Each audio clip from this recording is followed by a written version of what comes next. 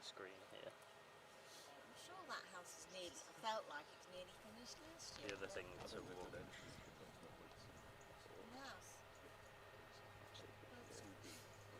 Yeah, but they've got the extension. That was there. Welcome back to Special Stage and to Round 8, the final round of the Pro Tyre Motorsport UK Asphalt Rally Championship. It is the Hills Ford stages, and we are in the very first stage of the day. Petit France is the first running of this stage this weekend, and it is opening proceedings this morning. And what a close leaderboard we've got for those battles that are going to play out ahead of us today. 58.5 miles on the stages today. We did 3.7 miles last night over 2 stages around the Castle Morton Common stage. We've got Petit France, Red Marley, Oakle Green, Hole in the Wall and Markle Hill today. Lanes that have been made famous by road rallies like the Ross Trader, the Welsh Marches, the Hereford Evening News in the 70s and the 80s. The Motoring News Road Rally Championship has thrown up some stories on these lanes, and we're about to throw up a load more here within view of the Malvern Hills in Herefordshire, a beautiful part of the country and a fitting finale to what has been an incredible championship here in the Pro Tyre Motorsport UK Asphalt Rally Championship. It's very hard not to use superlatives when we're talking about this championship because it has been fabulous. We've got one camera in the stage, as you can see. And there is our rally leader coming into view, Mark Kelly, Will Atkins, with about the biggest gap in the whole of the top 20, because what a night we had last night. Mark Kelly, Will Atkins lead the way. 7 seconds to Rob Swan and Tom Woodburn, who definitely had their Weetabix yesterday. Sam Toozle, Ross Whittock, again, fantastic performance from them. A second behind, equal time behind them for Roger Duckworth, Darren Atkinson and then Neil Roskell. Steve Wood are on an identical time in 6th and 7th. Will Hill in the new Rally 2. Who's an Austin Price's car this weekend. While his dad Tim uses his Rally 3 Fiesta on an equal time in 8th, with Hugh James behind, equal time in 9th. Phil Hopkins in 10th. So here we go. Mark Kelly, Will Atkins, our rally leaders. You boys are piecing this together. Yeah, just took me a little while to get into that then, find my rhythm, maybe 3 mile, but okay, it's the first one, so we've got to get ourselves settled in. Perfect conditions, you've got a big grin on your face. How can you not? It's amazing out there, and yeah, conditions are great, so grip's predictable. This next one's going to be tricky, but no, look, happy to be here and loving it. Last year's rally winner Mark Kelly, Will Atkins alongside.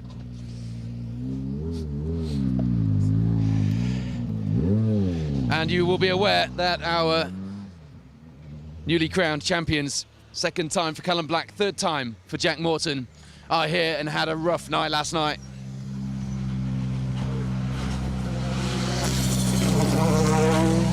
It's a blooming good job, the pressure's off, Callum. Yeah, it is. Yeah, we had the car went to limp mode yesterday on both stages, which was a shame because we had to stop and turn it off back on again. Yeah. But as you say, yeah, we've had some bit of luck throughout the year, and obviously yesterday didn't go away, but today's about enjoying it now. He says that, but he hasn't had a look all the way. It's been a tough year at times, and at times it didn't look like it was going to come his way, but these two have done the business. Jack putting his helmet in the boot as a 3-time Pro Tyre Motorsport UK Asphalt Rally champion. What a season for this pair. What are we going to see from them today? They love a good fight back. They love a good fight. They love a good fight about these two, and we're going to see some entertainment from them on the stage in that Palace Connections Rally 2 Fiesta, because the pressure's off, but that doesn't mean that the performance will be toned down at all. Neil Roskell, Di Roberts, what can they do? Runners up again this season after another brilliant fight on the stages. Neil, not a start you would have wanted, but not a bad night. Thanks. Thanks for reminding me. No, it's one of the things, isn't it? You know me and Bales, we tied it. We have a bit Very sporting of you to open up the hairpin for everyone. Yeah, I have a long-standing relationship with them, don't these Bales? You took the same line through the second time. I figured Di said to you, look, you've opened it up now, you may as well flat out. Just keep going. But no, that's it. We just waking up. I was like, I'm braking too early. And then I just slowly got into it, tyres come on, but yeah, it's quick stage, it was enjoyable, so yeah, especially the second half of it, so. Nothing but glory to go for today. Well, just like go and enjoy it, we were having fun and we can't stop laughing, me and him, so yeah, that's what it's about. The Sunstrip on the ND Civils Fiesta says, thanks to Paul, Donna and Paul, our championship coordinators who leave us at the end of this season, having done 2 seasons and raised the profile and the ante in this incredible championship. Thanks to their hard work. Neil and the rest of the competitors showing their appreciation. 2022 champion Steve Wood, you know how to go well here. Second last year, how was that? Yeah, the car felt a bit skippy in the back end, so we'll make some adjustments now to it. Yeah. Well, Morris was saying that Kenny's got the best seat in the house this weekend. Would you agree, Steve? I wouldn't agree to that, no. What can you do today? Don't know, we'll see how it goes now, the first loop, and see if we can get this car sorted, handle a bit better first. Right. No big plans for Steve, just get the car handling and get himself eased in to today. So, Callum Black setting the pace so far with a 5:48 through this stage. Mark Kelly, Will Atkins said they were just easing themselves in and waking up through there, didn't they? At the moment, it's 11 seconds, the difference between the two.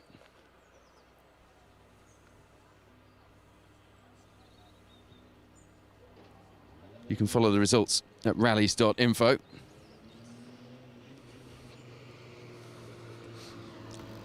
Here's a man who has really come on strong. We've said it a few times in the last couple of rounds. Here we go then, Sam, one last push, and this car smells hot. It is hot. Brakes are a bit fadey, but we're just reining it back a bit. It's very slippy in there. Just start having fun, learning what Ross is saying. Keep it up. A little bit like Jersey, this, all very tight with bushes the other side. Very much so. Catch the grass and you're going in, basically. Yeah. He knows what he's talking about, and Ross Whittock alongside, who's been in with James Williams this year, as the car clunks into gear and those rear wheels just edge forward and the car sets off to the next stage. They were talking about how technical Sam's notes have become in the last stage or so. 7.27 miles, the distance through this first stage of the morning. It isn't the longest stage of the day. Markle Hill has that privilege at 8.5 miles. A few stages to go before we get there. 10 stages today. We'll be live in this one and in stage 10 as well later in the day.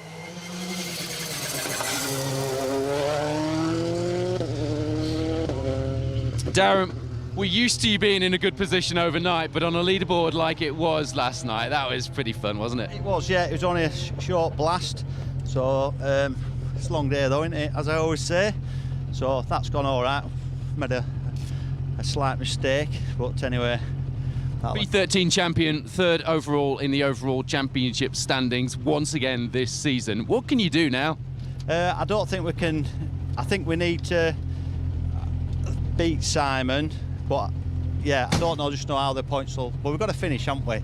I mean, enjoy it. It's a fast rally, and it's obviously the last one that Paul and Donna and other Paul are going to be doing. So it's a bit of a shame we've lost them, but yeah, we're looking forward to the rest of the day. But look what they and everyone else has done. Look at what you've all done to this championship. Yeah, it's been from where it was at. They've brought it forward, and every credit to them. I was talking to Paul the other day. There was nearly a tear in my eye, and having a bit of a banter. So yeah, it'd be sadly missed. But he has organised it for next year, and my sponsors, 2 of them aren't here, Martin and Paul. But my main sponsor as well, Simon, he's come down to support me. So without them, I couldn't do this. That's yeah. Good words from our champion. Hot work in there. Harry's on the water already. Here's our 6-time Ashfield Rally champion, Damien Cole.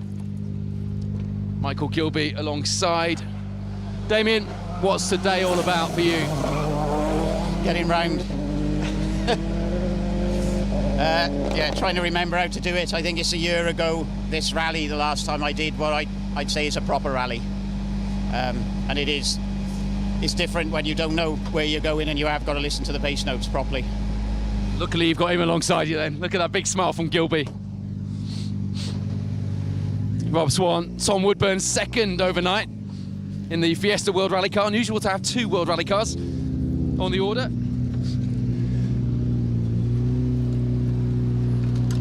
Second overnight, Rob.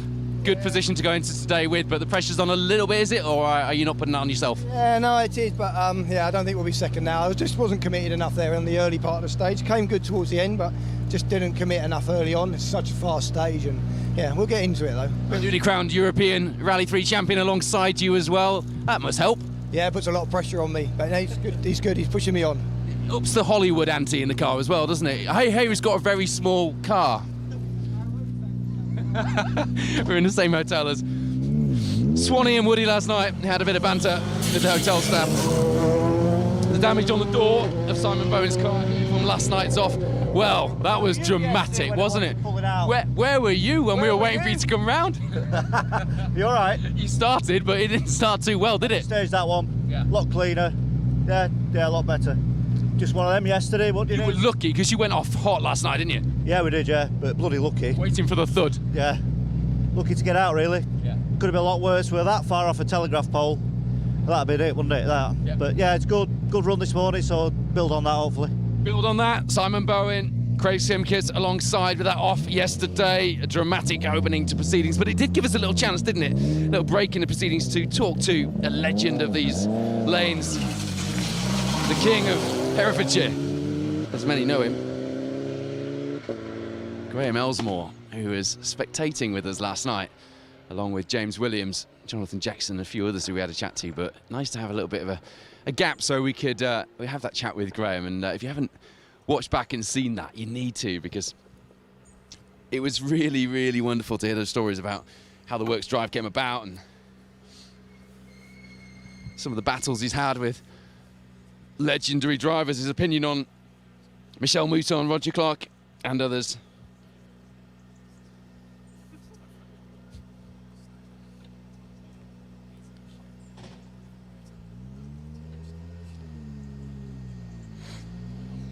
These two were quick last night. Roger Duckworth looks super relaxed. Roger, you looked so relaxed before the start of the rally last night, and then you went like 10 men out there on the stage. Yeah, I don't know what happened last night. It all went well. I don't know about this morning. We haven't got any feedback yet, but it felt good. But yeah, a bit too tentative probably, so better ramp it up a bit. You've got 9 more stages to get that ramped back up. Roger Duckworth, Alan Kirk, Phil Hopkins took a top 10 position, and as a result has been reseeded this morning. That was a good night from you guys, wasn't it? Yeah, we can only go backwards from here, can't we? I like to finish rallies 10th, not start day 1, day 2 on 10th. Yeah.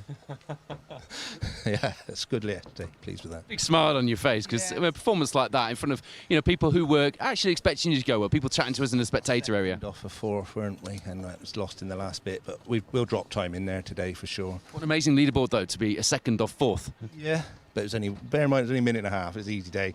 We probably dropped 10 in there, haven't we? Yeah, local rally for us, so we want to go well. A few of the Pro Tire boys in class unfortunately dropped out last night, but you know what I'll be doing. I won't be looking at the class. I'll be looking at them R5 boys, won't I? Well, you keep looking at those R5 boys, because that sounds entertaining to me. It was a very fast night for that pair.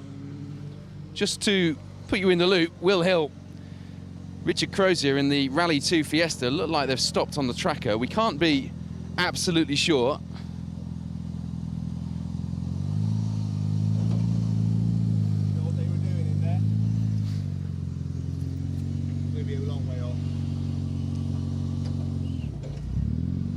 Haven't got your time through just yet.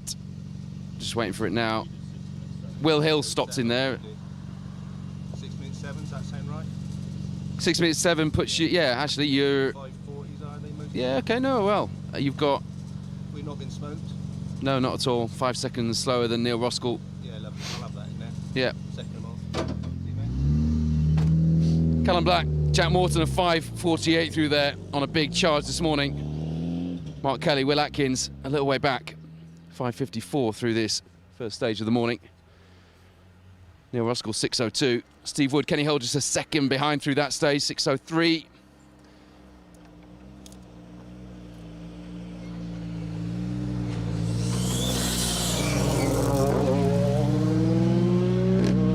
Steve Simpson, a 6:20 through there. A little bit of a shaky start for you. Yeah.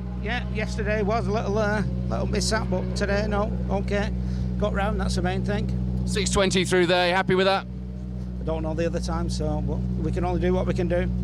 A little way back from some of the others, but you've got a long way to go. Lovely, cheers. Steve Simpson, Mark Glenister back alongside in the Tudor Glass Rally 2 Fiesta in that what's now become quite familiar Martini-ish livery.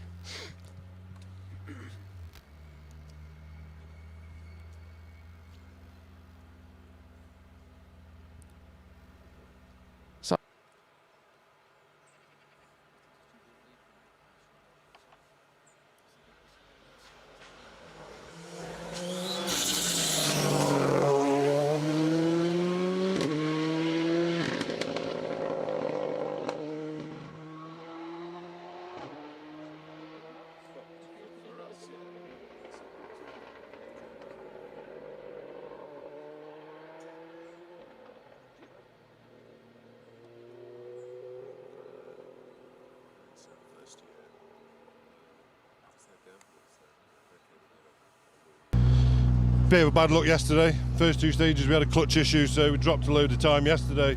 So we put a clutch in last night. Yeah, that stage mega.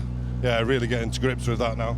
So yeah, let's just try and draw some time back, hopefully. 6:39, 7 back from Damien at this stage. And Dylan, you've been selling off all your rally stuff. You're not giving up, are you? No. You've just collected too much over the years. Oh yeah, it must have. But it's great to have Dylan in. First time I've got Dylan in. Sean, who's behind in with Labby, is my normal co-driver, so I wasn't doing the event, so but no, I'm glad I'm here. We're glad you're here as well. Keep that fight. Rob Hughes. Dylan Thomas alongside.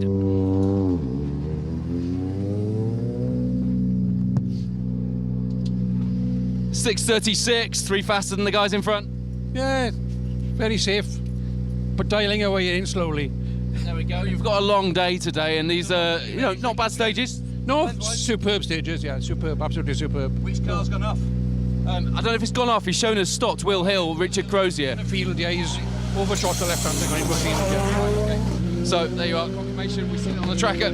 But Rob Tout just confirming that Will Hill, Richard Crozier off in the field. I think we've just driven through this stage, and I think I know which left-hander that will be if he's gone off into a field. But there was a trailer just to the right as he went in, so hopefully he's missed that. But it is a tight, fast stage.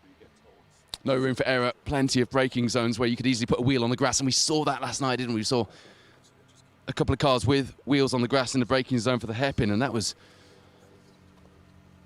on the Morton Common stage, which was a lot more forgiving than this first stage of the day here in Petit France. Road rally lanes here. Plenty of road rally specialists as well joining us on them.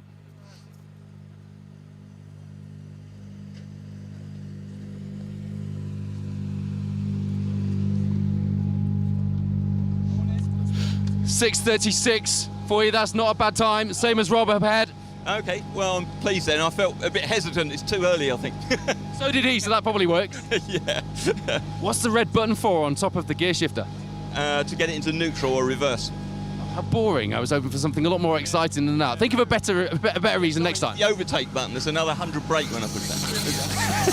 Thank you. That's much better, isn't it? Richard Weathy, Chris Davies, in a glorious looking car, that, isn't it?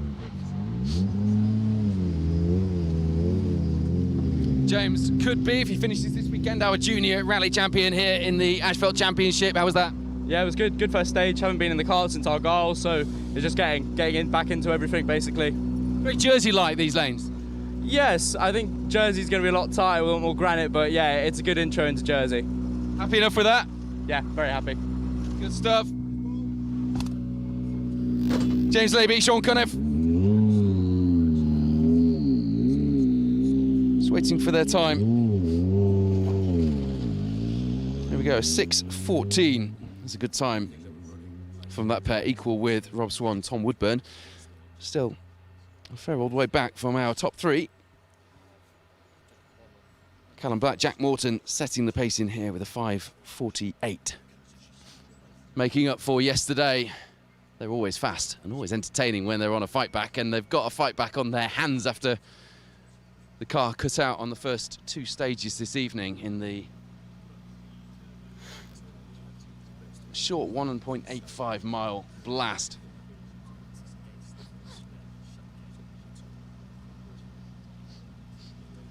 Remember, we want you to get involved with our coverage this season, and in order to incentivise you, Rallying is Life, our merchandise partner, have laid on some very special Rally TV t-shirts. So let us know in the comments, wherever you're watching, Facebook, YouTube, specialstage.tv. Let us know who you think is going to take the top 3. Let us know who you're watching, who you're cheering on, where you're watching from, and what are you doing this morning. We like to know what you've had for breakfast, and we like to know that you're with us here.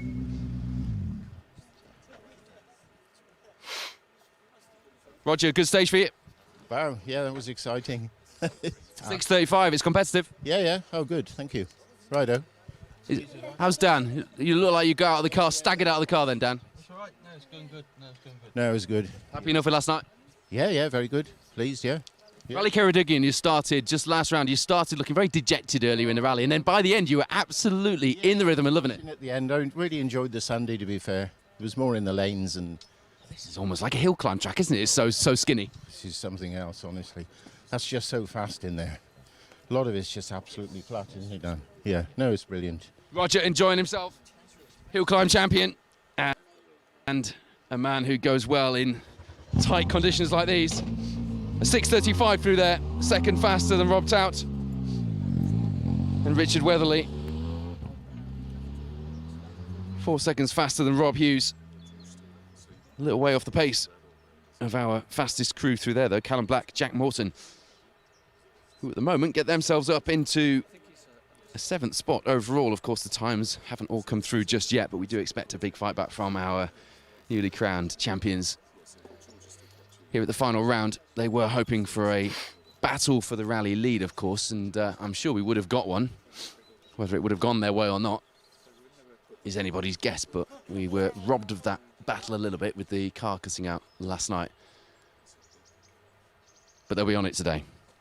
Callum committing to that, both in our interview at the stage end here, at the end of the 3rd stage of the rally, the 1st stage of this morning, and on his own social media as well. Time for a fight back, and a fight back is what won him this title. At the end of round 3, the Manx, where he'd had 2 DNFs and a very low ranking in the first event at the Legend Fires Northwest Stages. He was a very dejected looking rally driver, and as far as he's concerned, that was it. But just look at what has happened since. Neil Roskell, Di Roberts pushing Callum and Jack all the way until that previous round, and it was tight. Literally, the working out was down to a point and dropped scores. With the maths confirming we do have a 2-time champion in that Black Palace Connections Rally 2 Fiesta. Hugh James, Lewis Sim have stopped in the stage, so we do have a bit of a gap here. No further details than that, but the tracker has shown them stopped, and as you can see, we do have a short gap here. Rallies.info is where you need to be if you want to follow the scores coming in, the times in these first few stages, and we will be live with you here in Petty France for the first running and in stage 10 as well, where there will be just 2 stages left to go before the end of this rally and indeed the end of the 2024 Pro Tyre Motorsport UK Asphalt Rally Championship season. A number of championships, including the main one sewn up at the last round. Lee Edwards absolutely on it in the stage. You saw that on your screen. Now, he kept it as a surprise for us. I'm not used to interviewing you on one of these, so you'll forgive me going to the wrong side of the car every now and again. Last night must have been a real awakening, Brad. Yeah, it was an awakening. Yeah, it's been an awakening this morning as well. Yeah, I don't know, speechless to be honest. I feel very lucky to be in this position, and words can't quite describe what that's like in there. That's crazy in one of these, crazy. You had some time with three-time British Rally champion Matt Edwards at Trawls Vinid as you were first testing this car ahead of this rally, and he said to you, this isn't the time for heroics or chasing podiums, just get used to the car and don't expect to go as quick as you did in the car you've known like as an old pair of boots, didn't he? Yeah, that's it. He said, don't even look at the times this weekend. So that's what we're doing. We're just getting time in the car, getting some seat time, and yeah, we'll build from here. What if I tell you that you're beating people who are more used to R5s and Rally 2s than you are? I don't want to hear it, Paul. I don't want to hear it. Brad Cole, Jamie Vaughan, who are just, you heard it, feeling very lucky and privileged to be in that car this weekend. Hugh stopped in the stage, but he's okay. Is he okay? Yeah. Confirmation that Hugh stopped in the stage.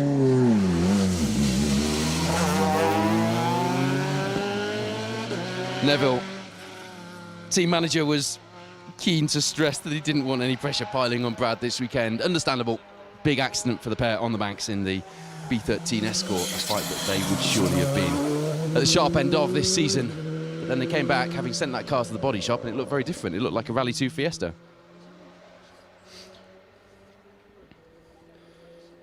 You probably saw in the stage there that Aladwin Morgan's Ian Taylor have lost their boot lid in the stage somewhere and have been caught as a result.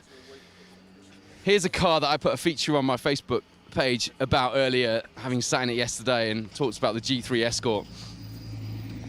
Lee Edwards, a man who is really on it in there, visibly pushing. Yeah.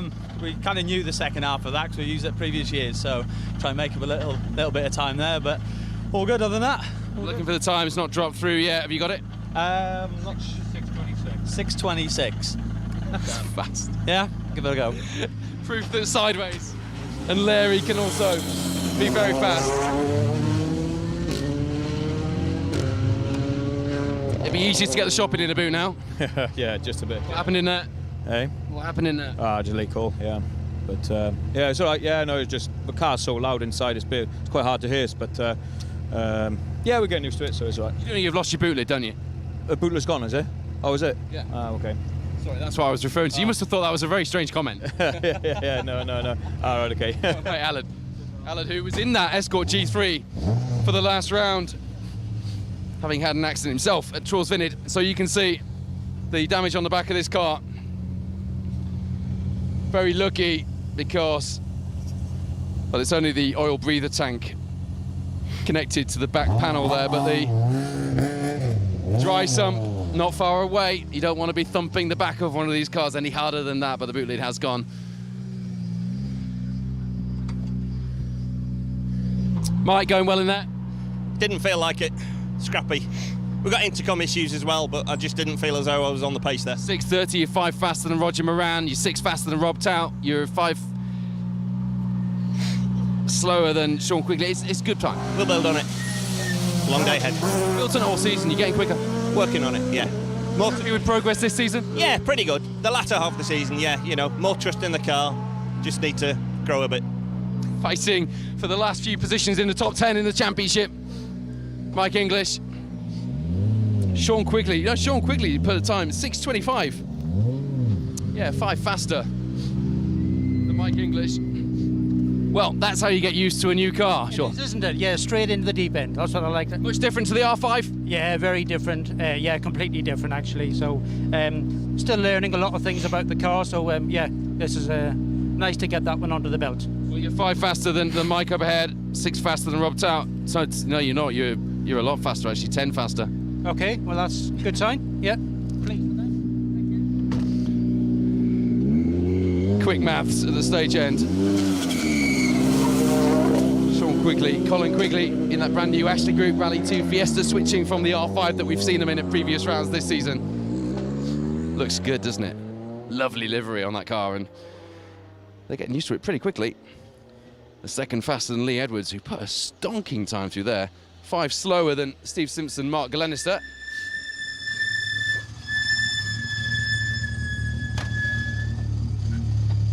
What can we do today, Oliver? You're getting better looking every time I see you. You are such a charmer. It's not going to help your stage times. Isn't it? We're going all right, though. I'm waiting for your time to drop through. 6:43. 6:43. Yes. Very much so. Aye. Hanging on to the coattails of some R5s and Rally 2s. Yeah. You're enjoying yourself, I can tell. If it's dry, we'll enjoy ourselves today. 10 stages today. These are glorious lanes. They're road rally lanes. Proper lanes, yeah. It's making me smile anyway. So close, isn't it, on that leaderboard from last night? Yeah, it was very, very close. Interestingly, with the times with our cars against the R5s, wasn't it? You know what I mean? It was, interesting. Equal times throughout the top 20. Battles wherever you looked, right through the classes. And Oliver Davies.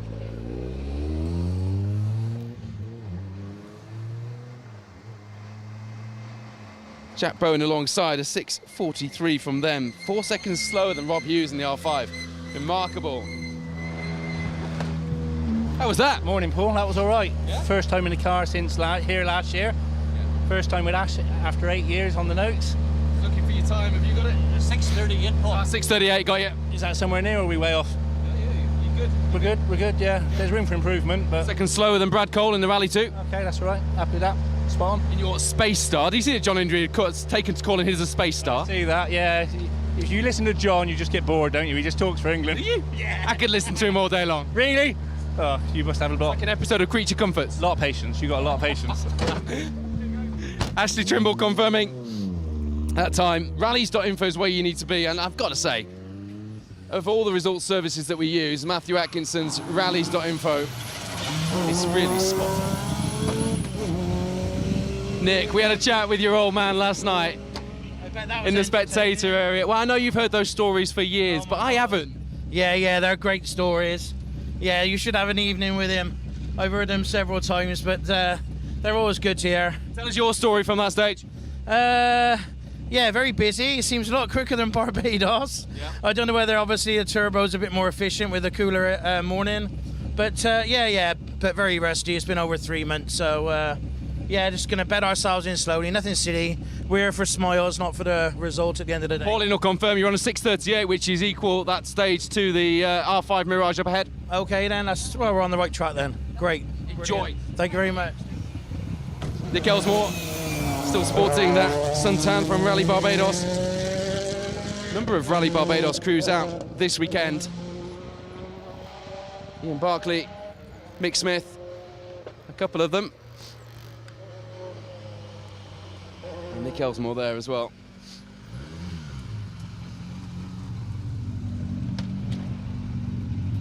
You two were flying last night.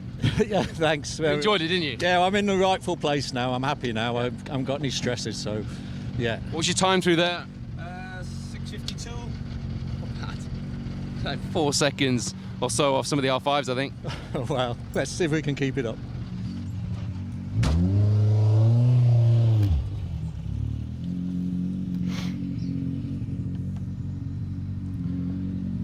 You say 6:52 or 6:42, he's got 6:52 here, which is more than 4 seconds, but it's not a bad time for the historic Escort. It was going so well last night. 25th overall on the leaderboard after this stage, and leading that H3 class. Mike Simpson, Dale Gibbons alongside.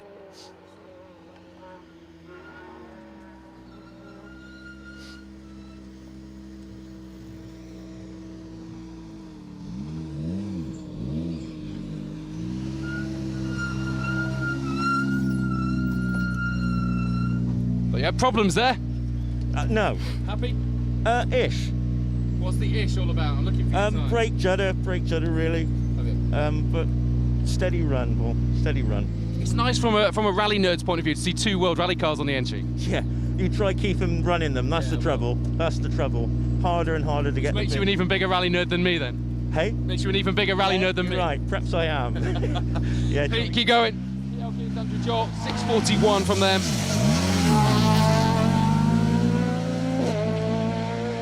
Three seconds off Nick Elsmore, Pauline Nash, Oliver Hopkins. Wow, I think you said this morning on social media there was the point in life if it's boring or something like that. Got to have fun, haven't you?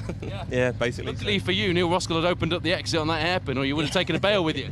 Yeah, it was a bit precariously placed, but we give it a little love tap anyway. So, no, having fun. How was that? Yeah, good. Haven't been on tarmac in 2 years, so trying to adjust after the woodpecker last weekend. Yeah. But no, good fun. For your time, do you know what you did? Yeah, 27. 37. 37. 27 would have been very quick. 37 is not bad.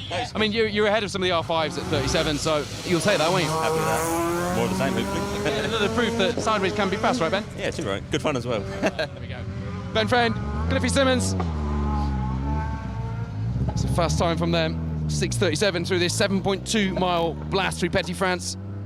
If you just tuned in, welcome to round 8 of the Pro Tyre Motorsport UK Asphalt Rally Championship. It is the finale. It's the Hills Ford stages. We have 62 or so miles through some of Herefordshire's finest road rally lanes.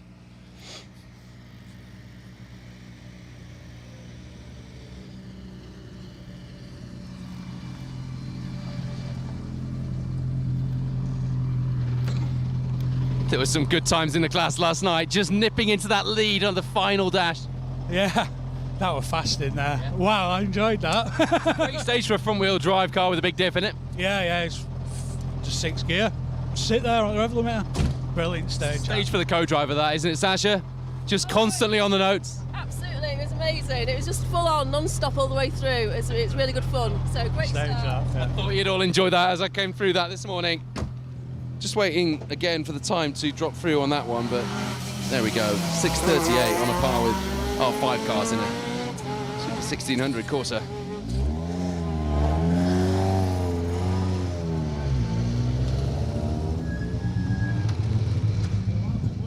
Gordon, happy? Sunday morning. That was one way to wake you up on a Sunday morning. Better than church? I would say so. Aye, that was fast on there. It's a fast battle as well that you found yourself in this weekend for the final round. Well, I see Hughes out there. Shame because it was been great battling with him. He gone off? No, he's not off. He just got a problem. Just stopped. So, it's a shame. I don't know what time we got. Don't say 9. 6:23. 6:23. That's a fast time from Gordon Morrison. Ian Parker alongside, and it is, as I mentioned last night, all about the B13 Co-Drivers Championship title for Ian, along with Ian Taylor and Lewis Sim as well, who, with Hugh James and him being off in that stage, will tumble down that championship leaderboard. Frustratingly for him, plenty of championship battles to keep your eyes on. The asphaltrallying.com page has all of them. Tim, fast through there. Hey? Very fast through there, yeah. You've been using those brakes, haven't you? Yeah, I have, haven't I? Too much, I think. No, good stage, yeah. Wakes you up in the morning, that one. But yeah, all good. By the way, I don't want to cause trouble or anything, but Paul nodded vehemently when I said you've been using the brakes too much. He did, yeah. One of them things, isn't it? What's your stage time? I haven't got a clue. 6:43. 6:43. It's not bad. If we take an R5 car as a good measure of pace, then 5 seconds off. The B13 Escort isn't bad, is it? Some impressive performances this weekend so far. Hugh James, Lewis Sim off in the stage then. William Hill, Richard Crozier, same for them.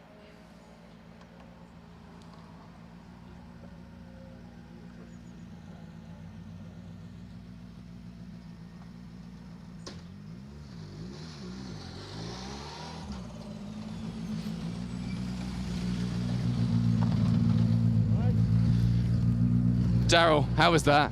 Yeah, Sam, mate, yeah, good. Getting to the rhythm now. Yeah, happy with that. What was your time through there? I haven't got a clue. Should be able to tell you 6:40, mate.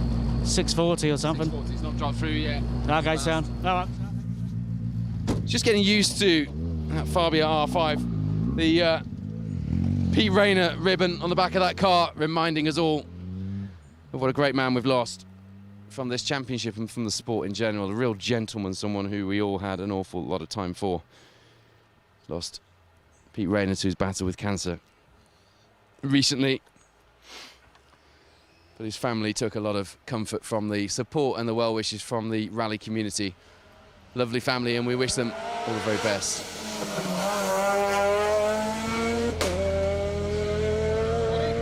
Now, it is all about the championship, but it's not too much pressure for you, Ben. No, it's a weird position to be in. Like, you want to rally and enjoy the push, innit? But the flip side, we've got to get across the finish line in first or second, I think. You're pushing pretty hard last night. Yeah, it felt all right last night. Scrappy in there, maybe. Just first stage nerves, I think, a bit, but happy enough. I don't always rely on my maths, but my maths show that you need a maximum. Yeah, so I think from the working out I've done is we need to win for a clear win. 12 points will tie us, and then it goes to the reg rule of how many wins or whatever, so yeah, we've got to win, I think. Push for it, innit? He's worked it all out, but he's still here to have fun and get out there and be fast. Mate, yeah, it's good. The stages are meant, aren't they? Fast flowing, bit loose in there in places, but... Built for cars like these? Road rally lanes. You reckon, yeah? I think they were actually built for horses and carts originally. Yeah, originally, probably, yeah. This isn't too far from a horse and cart. Ben Crump, Ian Beaumont. They have to take a maximum score to win that class. He said it's Beeman, now we got to the end of the year. Ah, Beeman, thanks for telling me that right at the end of the year, Ian. Brilliant. Like Twynham and Petrie before him. Beeman, right.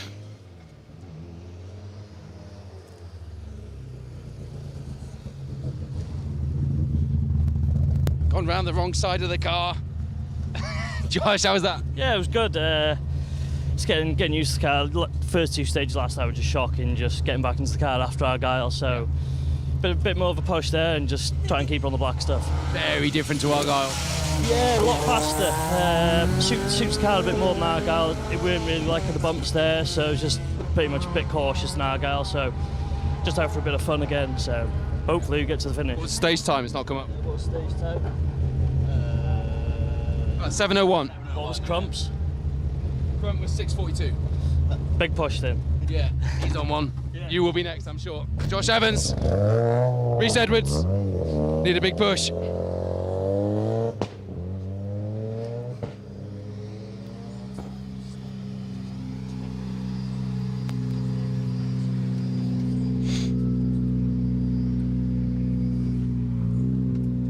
How was that? How you doing? Good, really good fast stage. Really enjoyed it. You got time? What's the time?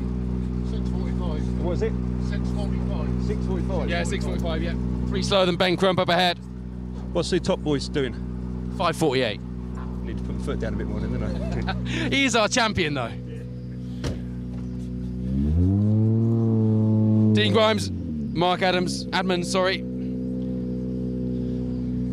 Ian Beeman. I've got to get used to saying that now. I've said Beaumont for the rest of the season. So Hugh James has commented in our WhatsApp group to say that the car just cut out and they can't get it going again. Bowen, how was that? Brilliant, fantastic first stage. Conditions were good, dry, so a lot of confidence now for the next one. Road rally lanes these? Oh, brilliant. Like home.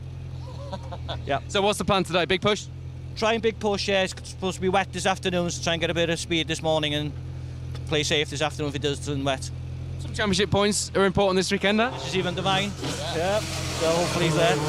Junior co-driver in waiting. That's it, that's the one. The champion perhaps by the end of today.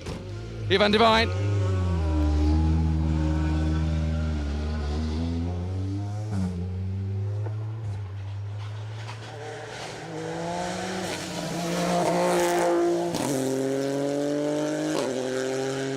Time's coming in for the next stage as well now, so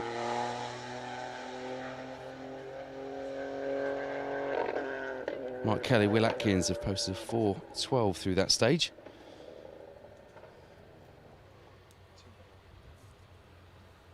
Neil Roskell taking 2 seconds out of them. They're on a big push. Callum Black, though, 6 seconds they've taken out of them. And again, setting the pace through the 4th stage of the day. A slightly shorter stage, 4.2 miles through Red Marley, just up the road here.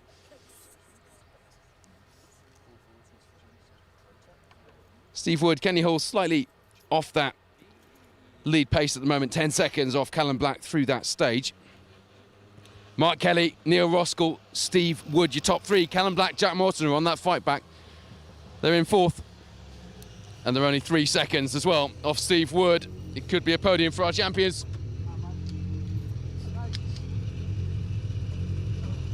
Cheers, what a stage. Oh, lovely stage, mate. Really good, lovely, flowy, really nice, fast, and it's a bit sketchy in places, but a bit hoppy. But other than that, it's fine, mate. A bit hoppy in a stage like that sounds terrifying. A stage for the co-driver, Fiona. Yeah, it was Definitely. Full on. She's lost her pen. She's lost her pen. Oh no.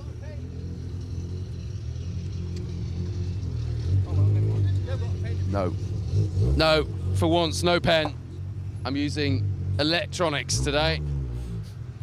So Will Hill, Richard Crozier maybe stopped in the stage in the Rally 2 Fiesta. The Hills Ford car, which has seen them take the B14 title. Sees them just about knocking on the door of a top 3 in the championship once again, but they are stopped in this stage. Tim Hill, though, you've deserved this one, haven't you? Oh, I really enjoyed that. Yeah, it took us a little while to get into it, but yeah, I loved it. What time did you do through there? What time do we do, Paul? 47.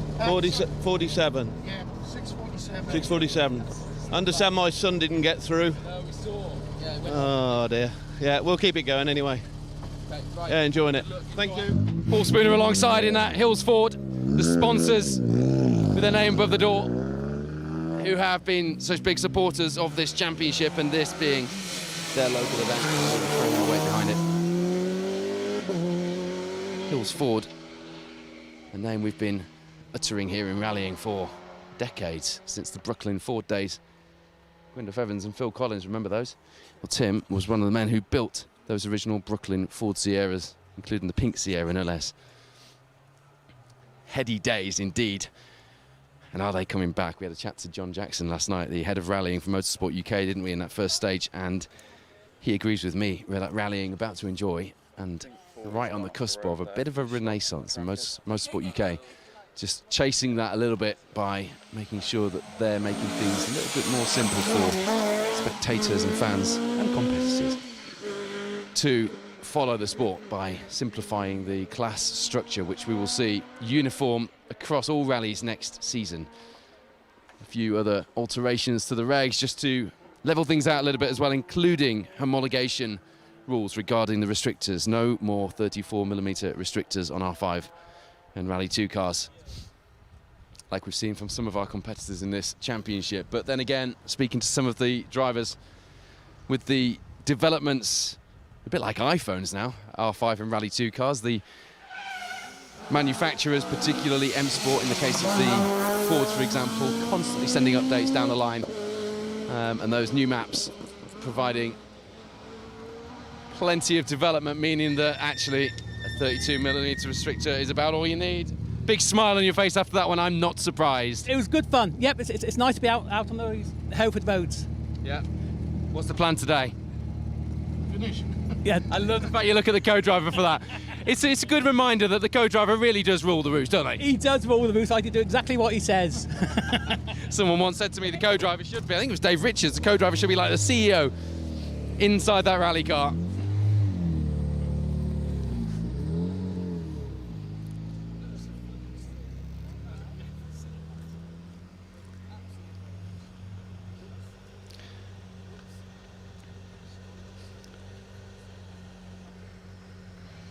We will be live right through the entry in this first stage, and we'll keep you abreast of the times coming through from the next stage as well. Hal, you've had as busy a last few weeks as I have. Yeah, it was pretty hectic. Pretty hectic. It was pretty hectic in there as well. Yeah, got a bit of a sweat on anyway. Yeah. No idea. No idea. I can't tell you. It hasn't dropped through yet. Nearly. Oh, it's 6:56. It's good. Yeah. Yeah. Yeah, not bad. Good. Glad about that. Yeah, well, no, we did a bit nervy, but we were all right. Yeah, we enjoyed it. One of the most practiced crews on the entry. Must be. There we go. Yeah, we've seen that. Got the car cut out, apparently. Couldn't get it going again. A 6:36 from you boys, beating R5 cars in this historic Escort. That's what you come out here for, isn't it? Oh, well, yeah, but we just had a bit of confusion in there because there's a guy waving us down, but he's got his OK board up, so I don't really know. So that kind of probably cost us a few, to be honest, because I was like, am I stopping, am I not? And this kind of threw me a bit, so I don't know what's going on there. But yeah, no, good. Happy with that. It's pretty. So we're beating some R5s, are we? Nice. That's not new territory for you, Baz. 50-year-old technology, you can't beat it, can you? Set of cart springs. What more do you need? Enjoy. Thanks. As we at John Pickavants, these lanes were designed for horses and carts originally, and there's still some cart springs on the back of those rear axles on these historic cars. 6:36, you look at the back end of the R5 Rally 2 leaderboard, we're talking 6:37, 6:38. It's not bad, is it? How was that? That was awesome. That was really good. Take your time, Tobias. I'm just looking now. No, I haven't got a clue. Just got through it. No, it's fine. I've got 6:53 on here, but it might be a little bit before that. 6:50. Okay, is that a good time? You're 6 ahead of Howell up ahead. Okay, what about Mike Simpson? He's way down. Hang on. What's his time through there? I can't find him on the times. Okay, lovely. Find him, I'm sure. Okay. Excellent. Where's Mike Simpson's time? Not showing on mine now. We enjoyed the Battle of the Group A's last night, did you? Yeah, we did. Well, we had a few scary moments, but yeah, we enjoyed it. It was good. Yeah. What's the plan today then for you both? Well, I think just have a good push this morning, see where we go from there. You know, it's we had a scary moment in there on a 5 right, but we recovered. But yeah, it's good. We're enjoying it. Richard Slinger, Mark Twynham.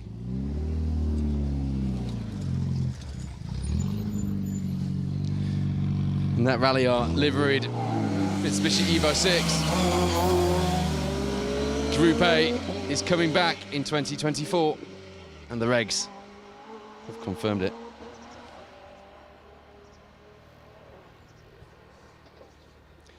A 6:37, right up there, where he needs to be, through this 7.2 mile stage through Petit France.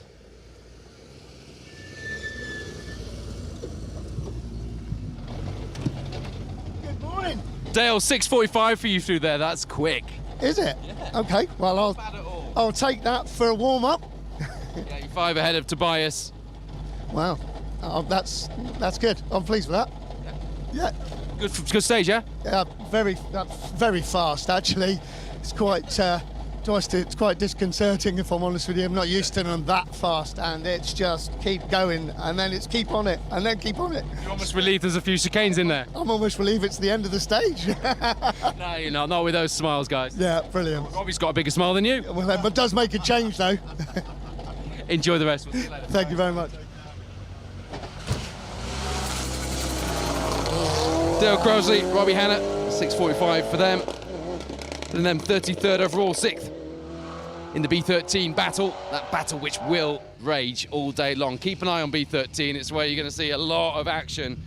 Have we got a time from? We have, Richard. 6:34. It's good. Was it good, was it? Yeah, really I was a bit nervous at the beginning. Just commitment issues with me, that's all. You're 11 seconds quicker than the car in front. Well, we'll take that. Lovely. Happy enough so far? Yeah, good. Just need more seat time. Yeah. Today will bring it. I was going to say, you've got plenty today. That's it. Well done. Enjoy. Cheers. Richard Fishley, Jason McCulloch. A quick look at what is happening in that stage up ahead of us. Stage 4 times dropping through thick and fast at the moment. Callum Black, Jack Morton are on a big push. They're in 4th place, just 3 seconds back from Steve Wood, Kenny Hull, who are in 3rd. Neil Roskell, Di Roberts in 2nd place, 7 seconds up the road. And then 15 seconds. Get your maths right, Woodford. Up the road from them, our rally leaders at the moment, just extending their lead out in front and just showing us the pace. Although they weren't sure it was there this morning, were they? They weren't on the pace of Callum Black and Jack Morton. That fight back is surely going to tell a story as we go through the day. Mark Kelly, Will Atkins, won last year, number 1 on the door, leading here today. How is that? Look at that big smile. Look, you see that smile? Fantastic. That's why we go rally driving. Fantastic. Really enjoyed it. I haven't got your time up yet. What did you do? 6:48.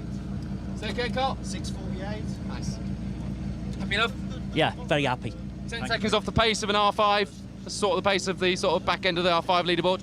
Thank you so much indeed. I certainly will. Thank you. What's the plan for today? Well, we want to try and finish in the top 25 and hopefully in the top 5 in the class. There we go. We'll keep an eye on that.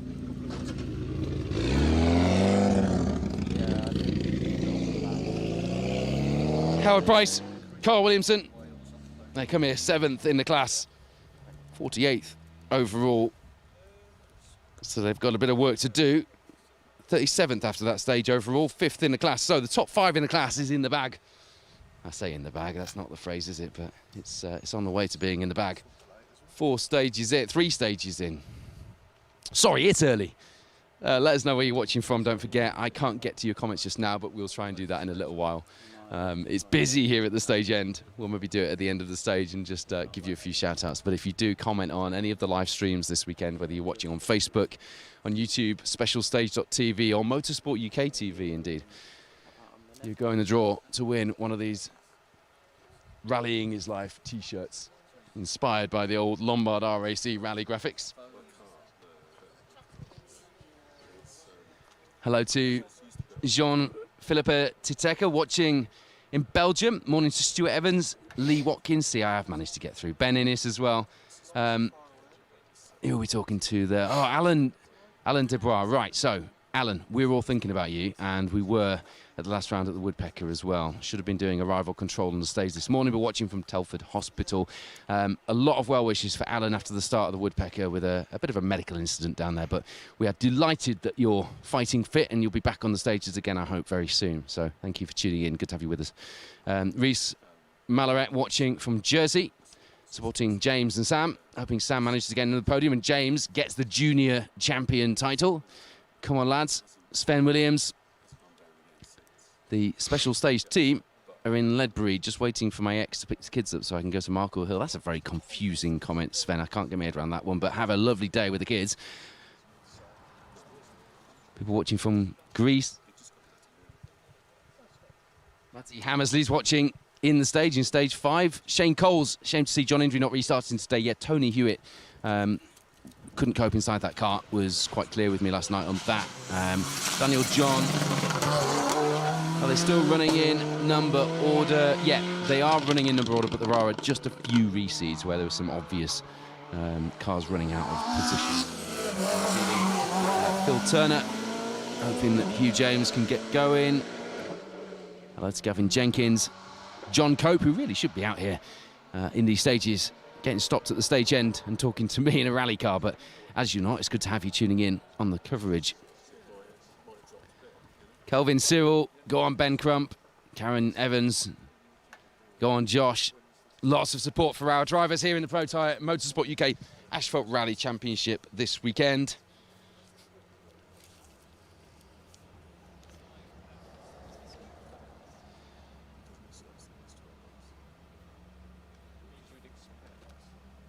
So Phil Evans, Emma Cooper have done a 7:03 in the Evo 10. A little way back from Richard Slinger, Mark Twynham, the Evo 6. 15 back from Howard Price and Carl Williams. Good morning, how are you? I'm all right, how are you after that 7.2 miles? Well, you know, it certainly woke us up. The pace in there was absolutely phenomenal. There are a few cars slipped off, but nothing serious. But if the rest of the day is going to go like this, we are going to have a ball. You're going to have to chase down Howard Price and Carl Williamson. They're on a march up in front in that Evo 9. Really? 15 ahead through that one. Well, he's a very good pilot and it's a very good team, so if we can get near them, we'll be happy. There we go, that's the aim for today. Emma Cooper alongside, Phil Evans inside that Evo 10. Another of our Jersey competitors here. It's a while since we've seen Ed Fossey. How is that, sir? Good to see you. Yeah, and you. It's good. It's good fun. It's been a while since I've been out in the car, so yesterday was quite a good shakedown, but it's fast in there, so good fun. A 6:12. That is not bad at all. 24 off the fastest time through that stage. Okay. Yeah, that's all right. Hopefully we'll get faster throughout the day anyway. At least you're second in the class at this stage, 17th overall. Perfect. Good news. When the co-driver's nodding, it's all good. Yeah, exactly. You like Jersey lanes, these? Surprisingly, yeah. Faster, but I mean, if anyone wants to come to Jersey, it's a great shakedown. A lot of support for the Jersey lads back home. A word for the spectators and supporters back home? Yeah, I mean, always great to see everyone from home coming over here, especially to events in the UK. Yeah, cheers. Good to see Ed back on UK soil.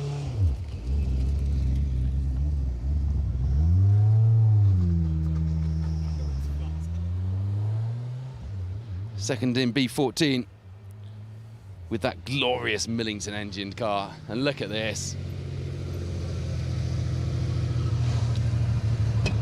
It's like an eventful corner where Will Hill has gone off, another couple of cars stopped down there. 6.54 from Mark Holmes and Mark Broadbent in.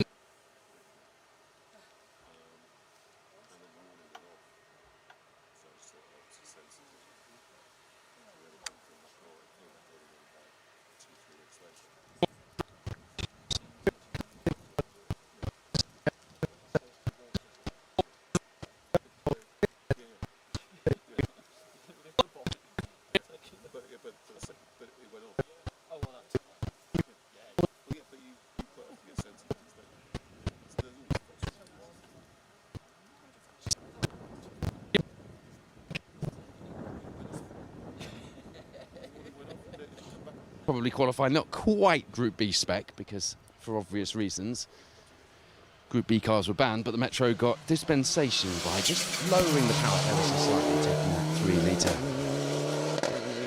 Goodman V6 that the Works cars had out and turning them into national rally challengers. And goodness me, how many national rally wins and overall titles have we had from Metro 6R4s over the years? One of the most successful cars in British rallying, and was initially designed for the World Rally Championship for what has, in mythical terms, suddenly become the sort of top category, hasn't it, when you talk about rallying? It's the category that gets everyone going.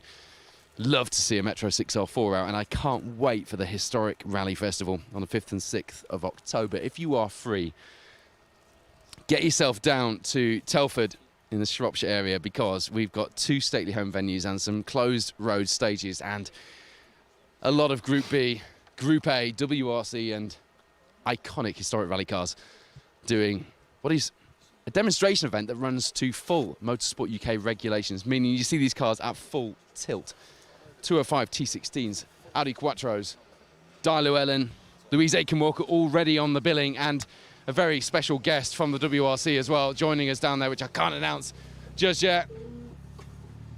Adam, you happy? Not really, but we're getting there. Got a few little teething issues, but we're getting there. We're just working our way back in. We're a bit rusty still, so we'll see as the day goes on. An 8:07 through there, so a bit off the pace, but it's a long stage and a long day. Yeah, we've got a couple of little issues, so we're going to nurse our way through, and we're still smiling. Still a top 10 in the class at the moment? Okay, yeah. We'll see how we go. I can tell you're not looking at the time, you're just nodding and smiling. We're just doing our own little thing, getting some experience, and yeah, building our way up. See you as the day goes. Enjoy. Thank you very much. Adam Mitchell, Thomas Pidden.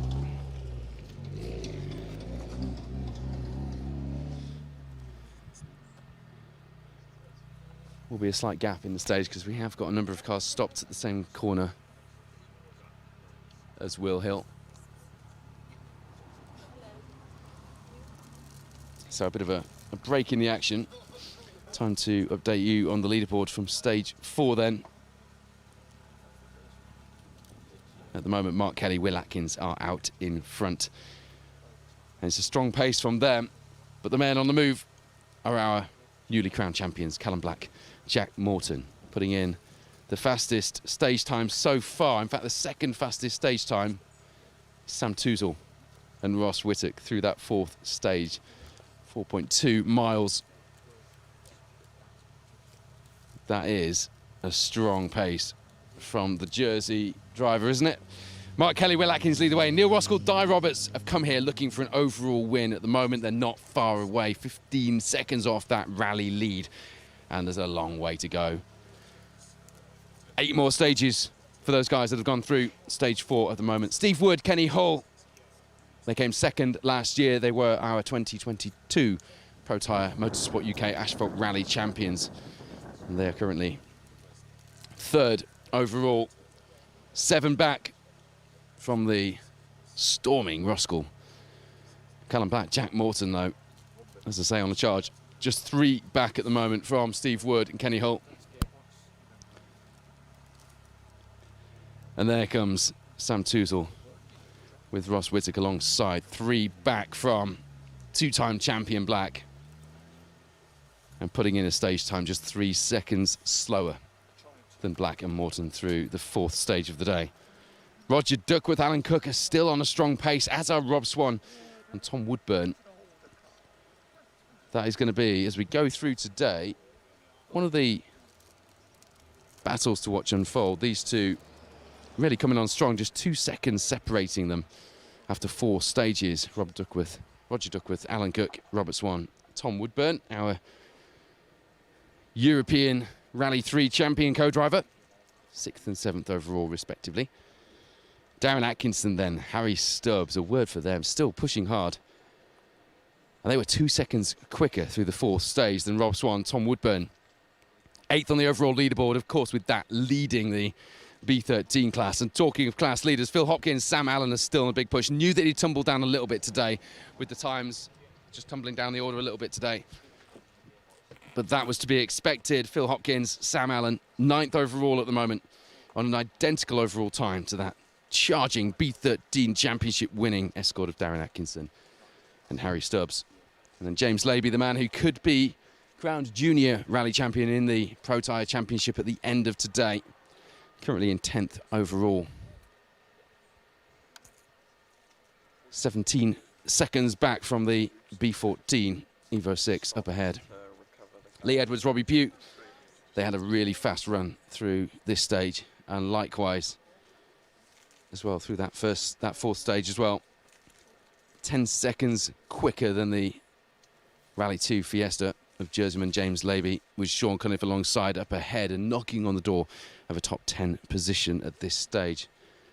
And Steve Simpson robbed out, only 5 seconds separating them in 12th and 13th.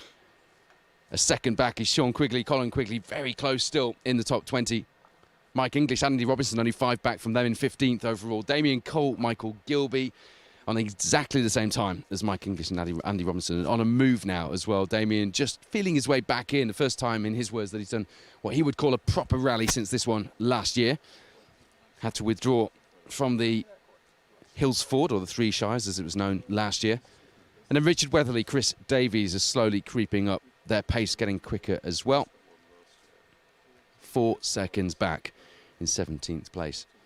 Brad Colt, Jamie Vaughan on a charge as well, 5 back in 18th. You get the idea.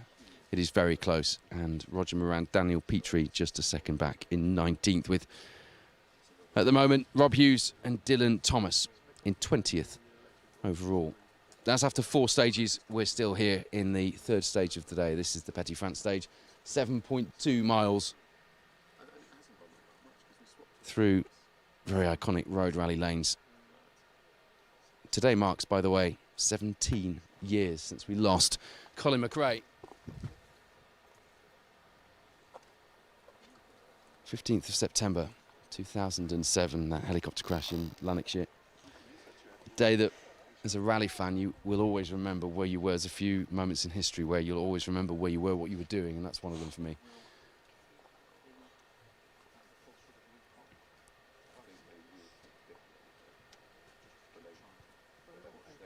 We have got a gap in the stage if you've just tuned in. This is the 3rd stage of the rally, Petit France, the 1st stage of the morning. Hugh James has stopped in the stage. Will Hill, Richard Crozier are off in the stage as well. We've got a few of the crews stopped in the same place as well. Hello to Kevin Massey.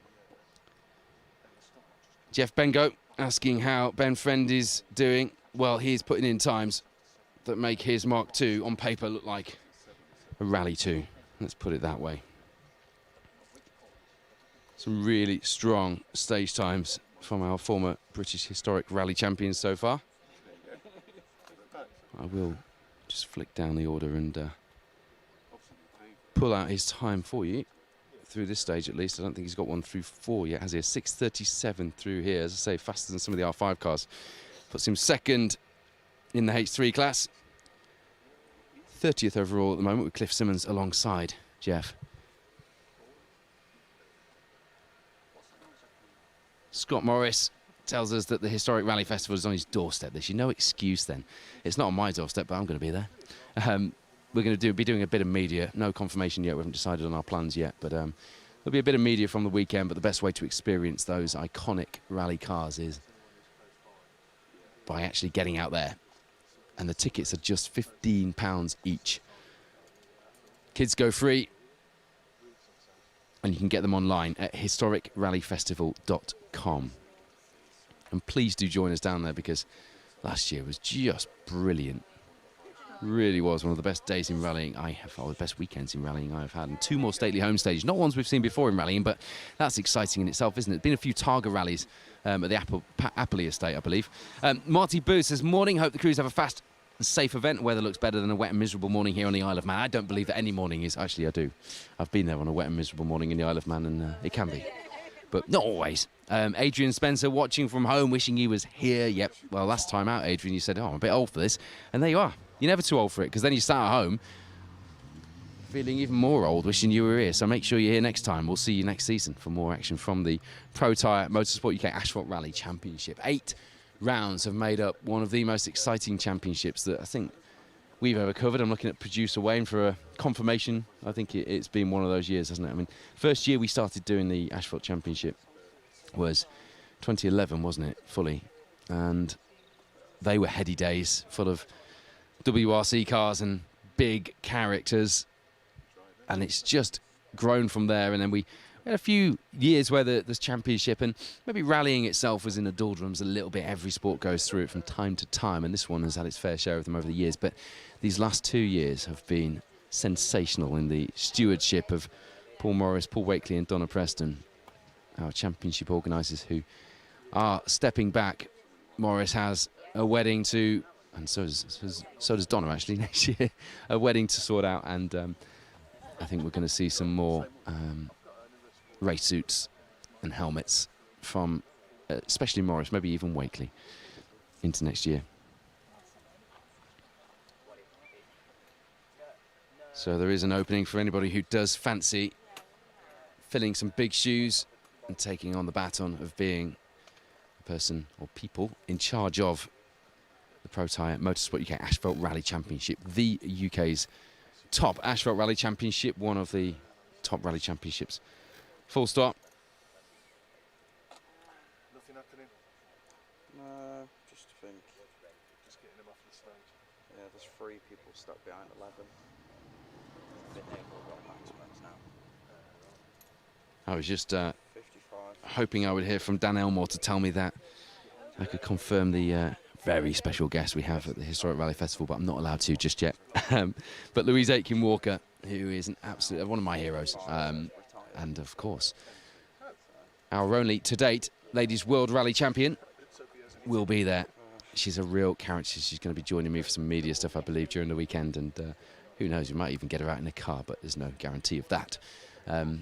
She does get back in the cars every now and again, though, and she's so passionate about the sport. So I'm really looking forward to catching up with Louise, someone who I'm, having followed her career as a rally fan as a kid, I feel very privileged to be able to line up alongside these people on commentary and on media coverage for these events. We had Louise with us at the Jim Clark on last year's Pro Tyre Motorsport UK Asphalt Rally Championship coverage as well.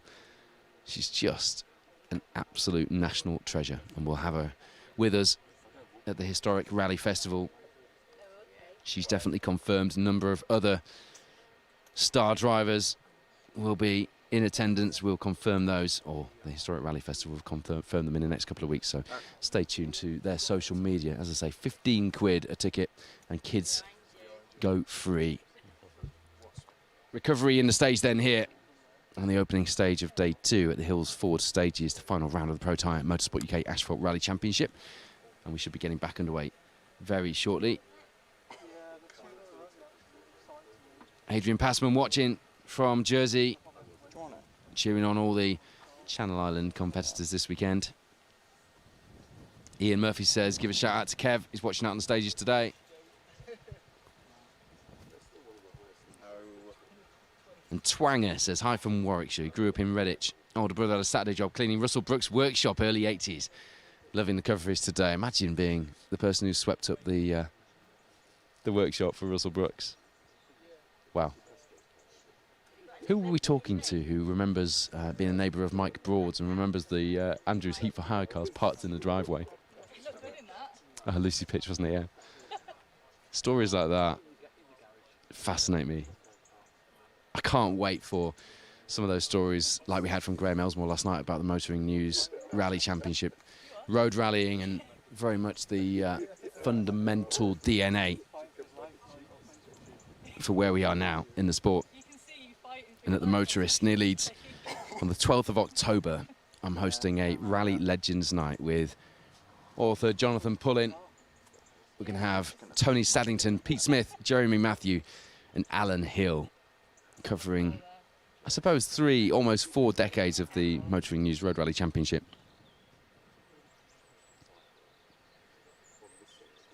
You can find more details on the Motorist website or just have a look at theirs on my social media. We've got plenty coming up for you.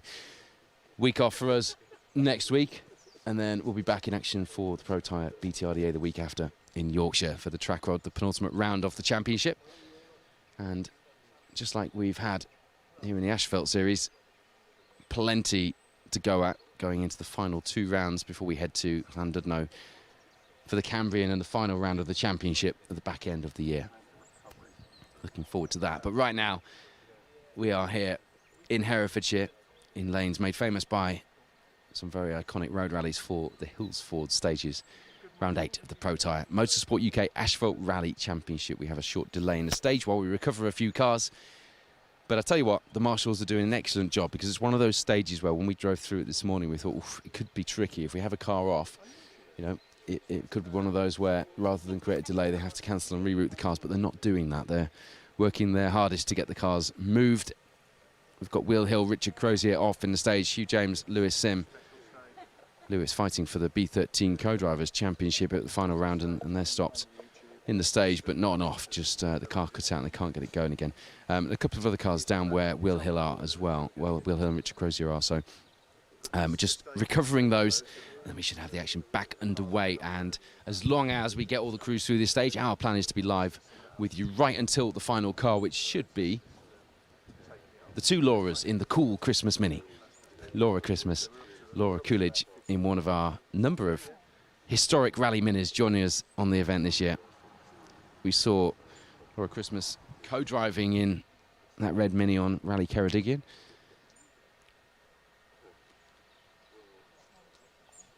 And I can't think of a better car to round things off with. So that's our plan, to stay live right through to the end of the order on this one.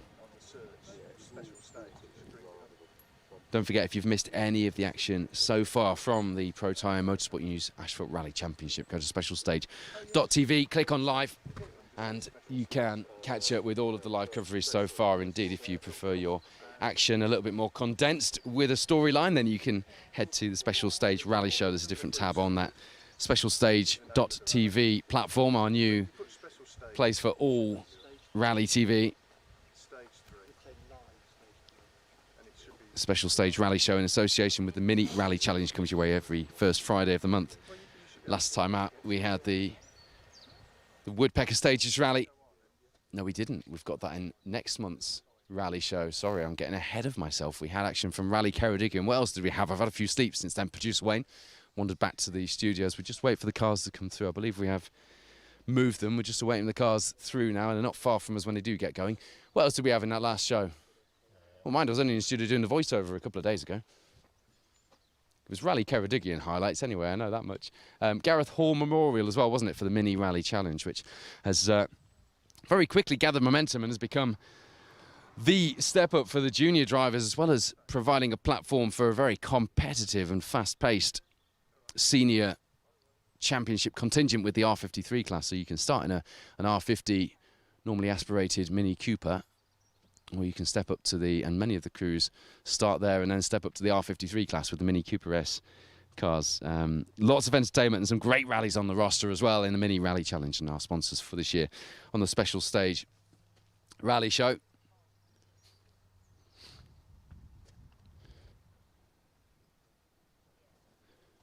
And again, if you missed the action from last night, and there was plenty of it, lots of people trying pretty hard at that hairpin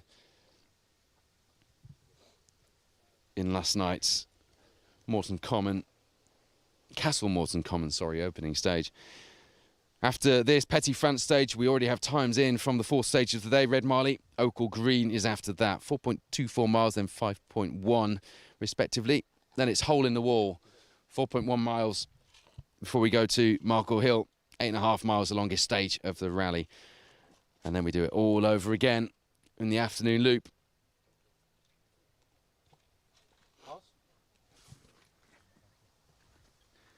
And then we head back to the finish. If you are planning on coming out spectating this afternoon,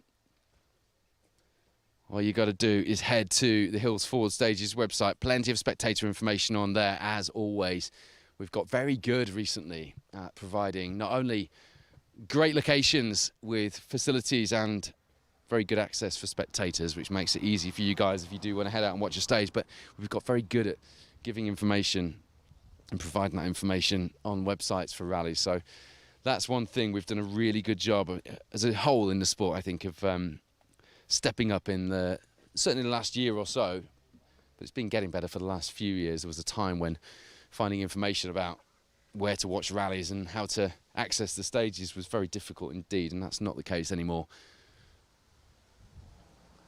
Lots of other developments in the sport at the moment, making people like me feel very hopeful about the future. There was a time when rallying had a bigger sport than football, a bigger audience, sorry, than football here in the UK. I'm not sure we'll get back to those times again, but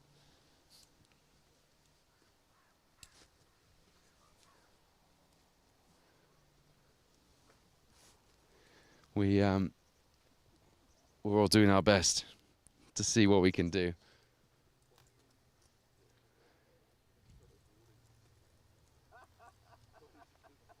I said at the beginning of 2024, though, that this year was going to be the year of the rally car. And what variety we've seen on the stages, what fantastic stories. David Appleby and his team at DAE bringing out that Works spec TR7 V8. Chris Ingram debuting the car on the Roger Albert Clark last year, then Mark Higgins coming out for a full British Historic campaign this season, which has been a joy to watch, hasn't it, with Carl Williamson alongside, hustling that car around 8 seconds, was it, slower than the Porsche of Seb Perez at the last round at Ceredigion. And, you know, there's TR7 V8s. It is modelled on Roger Clark's Sparkrite car, which they have sat there in the workshop, original Works car. Tiny details that didn't make any performance advantage have been modelled and replicated on the car just to make it completely authentic, and I love that about it. But it was never a car that really, unless it was really manhandled around the stage, could be as quick as those cars, but Mark Higgins has proved that it can be. So that's been a great story. We've seen all manner of cars, Avengers, TR4s. The Minis are making a comeback on the stages. What else have we seen that have got me excited this year? The Escort G3s are always a joy. We lost a little Hillman Imp last night with Geraint Thomas, Just up to the top. which was disappointing. See the car pulled over at the side of the stage just after the hairpin where we were filming last night. Okay, so recovery crews doing their work. The cars are about to get back into the stage, so we should be back underway any time now. No problem. I realise what it is, cars. Some of the cars might be coming out of the stage. So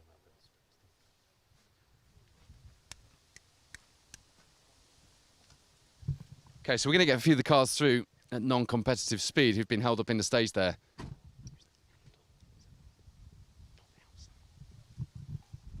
So we'll get a bit of reaction from those crews coming through, albeit they won't have done the whole stage at competitive speed because we have had that hold up there.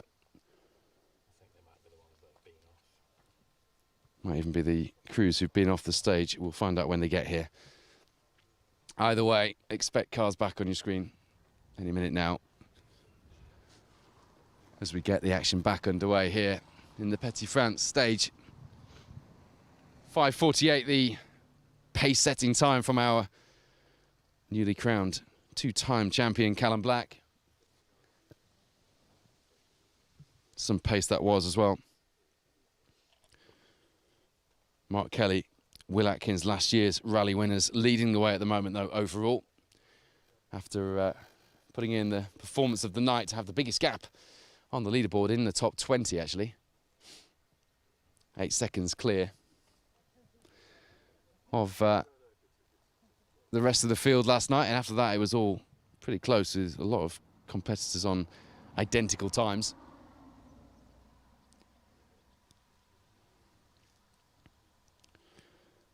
If you're looking on rallies.info, you will see we've got a number of times through from stage 5 as well now, which does give us a bit of an idea for how things are going. I tell you what, Callum Black and Jack Morton, after winning that title at Ceredigion with such a monstrous lead, have carried that pace through to this round. And despite those problems with the car cutting out in the first 2 stages, a 4:03 from them through the 5th stage. It's 9 seconds quicker than Mark Kelly and Will Atkins. It's 11 quicker than Neil Roskell, Dyer Roberts, who pushed them this season for the title. Did you know what that does? That puts Callum Black and Jack Morton up into 2nd. He said he was going to have a big fight back. He was way down the order after last night's stage times, after the car cut out both times through the Castle Morton Common stage. And that is a very ominous looking pace from our 2-time champion, 3-time champion co-driver alongside, isn't it? They're now just 16 seconds off the rally lead, and Mark Kelly and Will Atkins will be keeping an eye on those times and, metaphorically speaking, on the rearview mirror as well. Tell you what though, it's close. Neil Roskell, Dyer Roberts, who surely will see those times, and it will just bring down the red mist a little, I'm sure, despite there being no pressure. As far as the championship is concerned, Neil Roskell came here to do one thing, and he'll want to do that thing. Is a second behind now in 3rd place. Callum Black, Jack Morton overhauling the top of the leaderboard, but not quite yet in the rally lead. Steve Wood, Kenny Hull in 4th at the moment. 9 seconds back from Roskell and Roberts. And we're just awaiting cars into the finish who are on the way down as we speak. Sam Toozle, Ross Whittock dropped back a little bit in that stage. But I'll tell you what, there were still only 3 off Mark Kelly and Will Atkins, so they're still on the pace that we saw through the last stage. Just 3 seconds off last year's rally winner.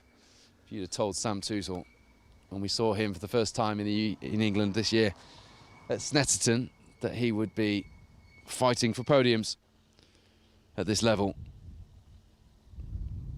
and get a bit in your hand off. Damien Cole, Michael Gilby on the move as well, up into 8th overall with their time through stage 5. Still some times to drop in. Rob Swan, Tom Woodburn. I tell you what, the pace is so hot. They put an identical time into Roskell and Roberts, but they're down at the moment in 7th overall. Andy Gwynn then, who comes here with a very standard engine, 206 GTI 180 engine in this little C2. What was the issue? Oh, there's an escort car in front of us, off on like a 7 left. A little bit of an injury, so it was. I was very impressed how quickly the emergency services were in the stage, so it was really good. But despite that, we think it's all okay? Yeah, at least the crew walked away, one a little bit stiffed and bruised, but yeah, it's just unfortunate. It was just the car in front of us. So. Okay, tell us about your opening to the rally last night then. Not great. It's first time I drove the car on with sticky rear tyres and clean tarmac.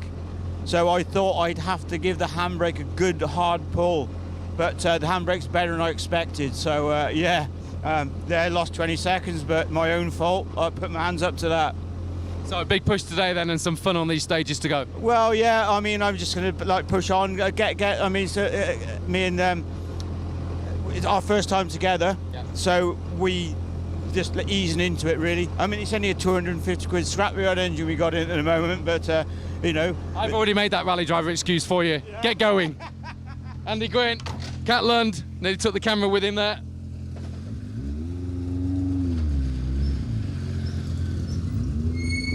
How's it going, Anne? Right, shall we start again then? Try to if you want, yeah. How was last night? Oh, good. That was brilliant, yeah. First mile was good, yeah, but came to a stop. So on to the next now. Push on. 9 more stages. Long day today. I know, it is a long day. And time's getting on now, isn't it? Lovely day for it as well. Oh, brilliant. Dry, sun's out. Enjoy. Cheers, buddy.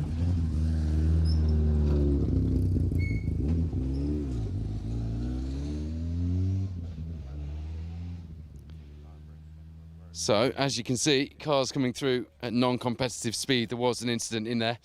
Emergency services have, as Andy confirmed there, done their job efficiently and very professionally. Impressed Andy. I suppose if you know that you might have to rely on those services one day, it's good to see how well it all works when it does work. I think it's Matt Turner who has gone off in there. I can't confirm that just yet, but we've got teams waiting with trailers at the end of the stage, so just waiting for the times to confirm what's happened there. So Ben Crump, looking to sew up the B11 Championship with a maximum score this weekend, is doing everything right so far. First place at the moment in the class. Not too much championship rivalry for points around him this weekend. Ian Beamond alongside a 4.36 for this stage, though, was fantastic.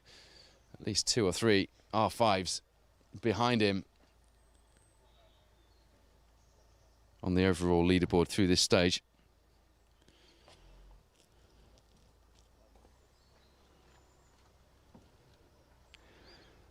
Andy Gwynn, Catlin, then getting a stage max, or a nominal time, I should say, of 7:03 for this stage. Having had to stop for that instant in the stage. Alan Wellesby, we just spoke to him. Zach Lynham alongside again. Same for him, and we'll see the same for the rest of the competitors who were stopped there. I think that will include Andy Brinkley and Helena Mayle, possibly even Roger Taylor.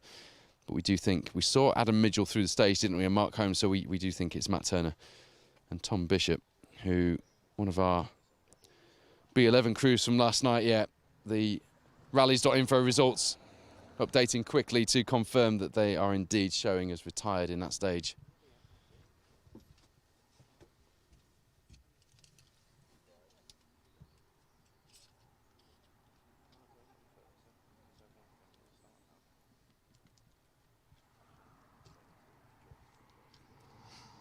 So we do wish Matt and Tom well. And despite the news from Andy there that the emergency services have been involved, we hope that it's nothing too serious. They can spend the winter getting the car ready to go again, of course. We should have the cars back through at competitive speed shortly. George Hayway, Paul Di Bono, who are in a new car to them, the Toyota GT AE86 of George's, developed an electrical fault at Rally Ceredigion. I mean, they didn't start the rally, but Paul has allowed George to use his car.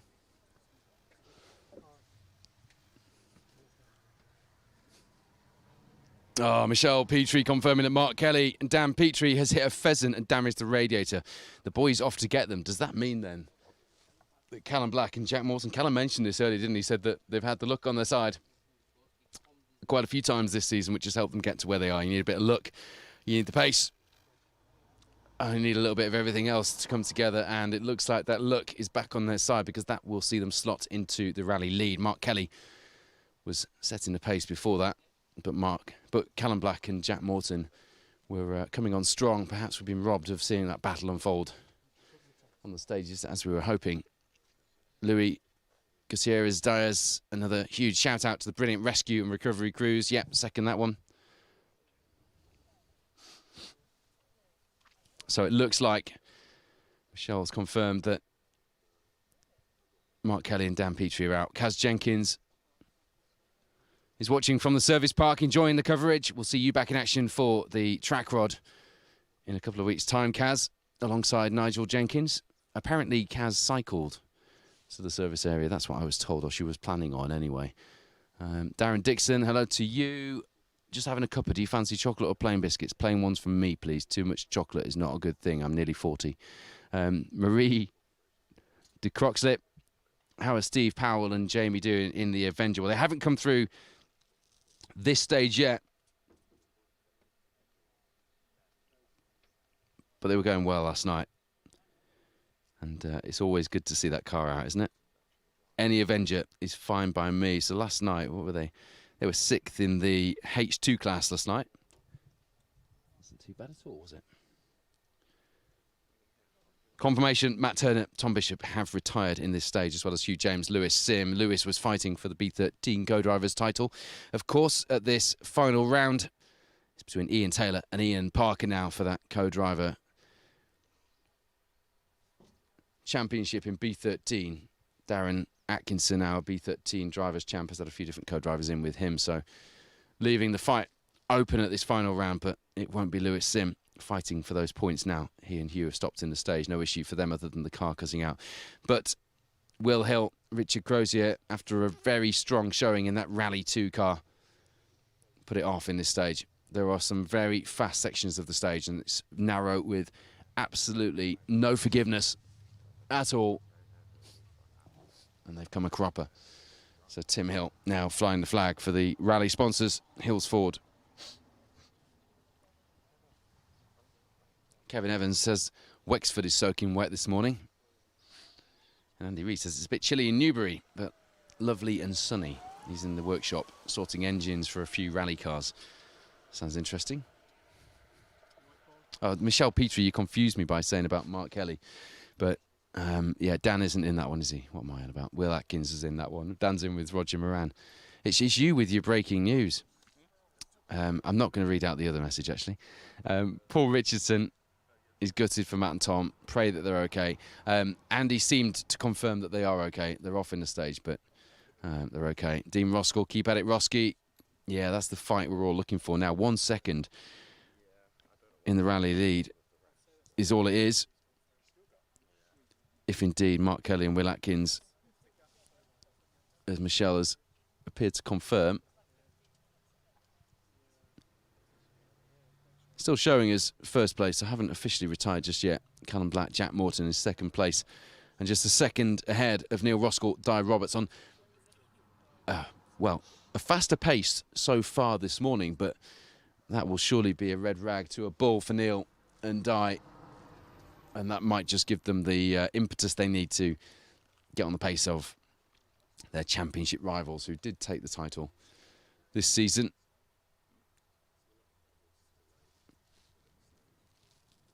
But Steve Wood, Kenny Hull are not far behind, and Sam Toozle, Ross Whittock in 5th or 4th if Mark Kelly has indeed retired after hitting that pheasant.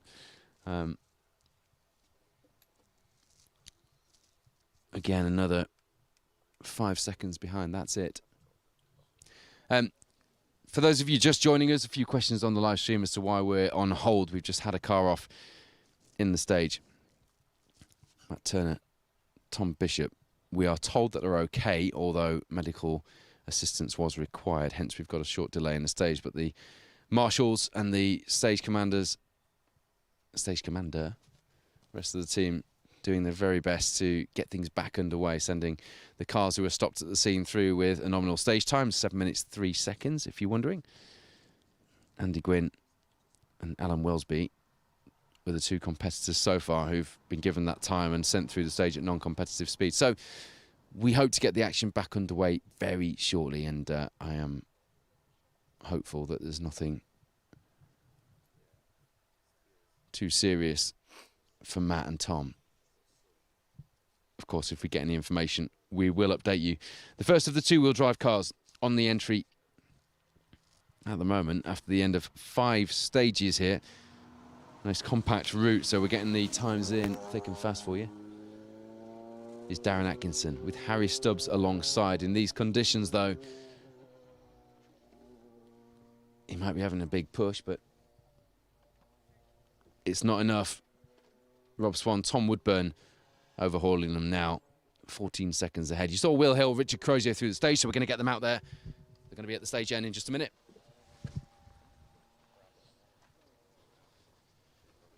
They went off and were stuck in a field, but at least just looking from a distance on the camera view, it didn't look like there was too much damage, if any, to that Rally 2 Fiesta, did it? I can hear them coming into the finish now, so we'll find out what went on as our B14 champion comes into the finish. Will Hill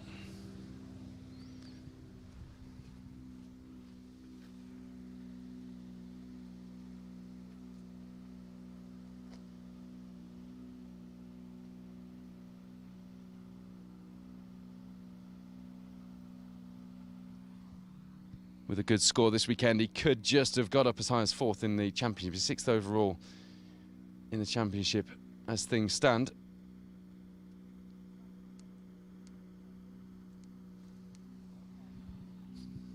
But clearly,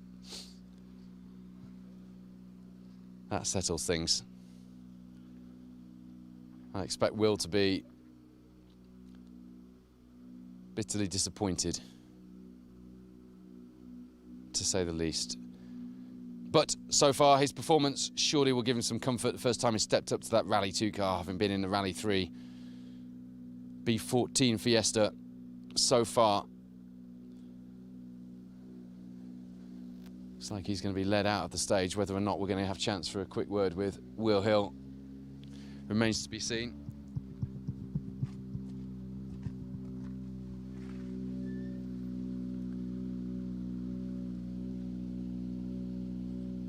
Phil Hopkins, Sam Allen still going extremely well, 5 stages in. Just 7 seconds behind the B13 champion, Darren Atkinson in the Haldane Fisher Escort.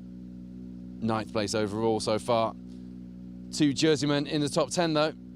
And the second one could just become our junior rally champion here in the Pro Tyre Motorsport UK Asphalt Rally Championship at the end of today. James Laby, Sean Cunniff currently in 10th position overall, 3 seconds back from Phil Hopkins and Sam Allen. They'll be looking to pull that time back to make themselves a little safer in that position, I am sure.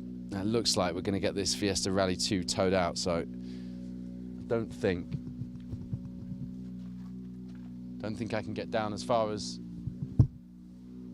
where they are at the moment, so we'll wait for them to get a little bit closer and try and get a quick word, although he's going to be back on the back of a tow hitch. Looking at what's going on currently. Just waiting for confirmation that the cars are back in the stage. Yeah, we've got cars competitive back in the stage, so apologies for the slight delay. The rally organisers need a big pat on the back for that one though, because it's the sort of stage where on other rallies we have seen things cancelled. But they've done their best. The medical crews have done their thing, the recovery crews have done theirs. We're clearing the stage and the cars are now competitive and we'll get going again. And we will stay live and bring you the whole of the entry as it comes through this stage. Fingers crossed, no more gaps or incidents, but that is sometimes the name of the game. All you can ask for is a swift, efficient response from the organisers. And don't forget, these guys are all volunteers. And what they do is truly remarkable and deserves our praise and admiration. They get it from me, that's for sure. So we're back underway here at the Hills Ford stages. We're in the first stage of the day, but you can follow times from stage 5, the third stage of the day, which are coming through now. And we await confirmation of the incident which has befallen our rally leaders. Last year's rally winners, Mark Kelly, Will Atkins, who allegedly have hit a pheasant and damaged the radiator on the road section. I think on the road section. Okay, no tow hitch, so we'll have a very quick word with Will. Very quick.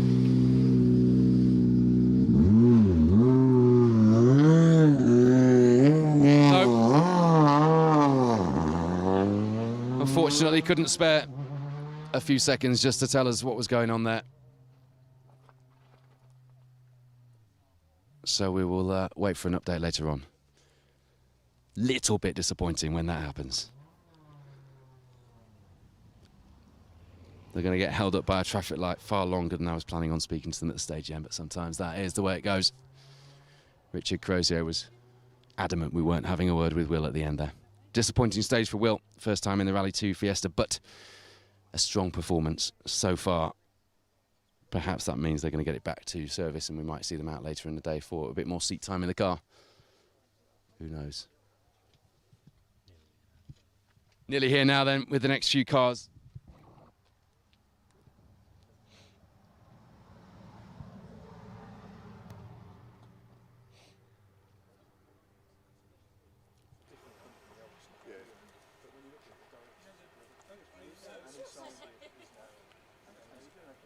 So the first car into the finish now. I did think it would be another nominal time for Andy Brinkley and Helen Mayo, but they were luckily for them, at the start of the stage. So they are competitive, and we should see them at the stage finish in just a moment.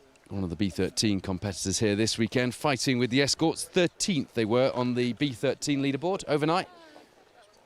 93rd overall in the howling BMW M3.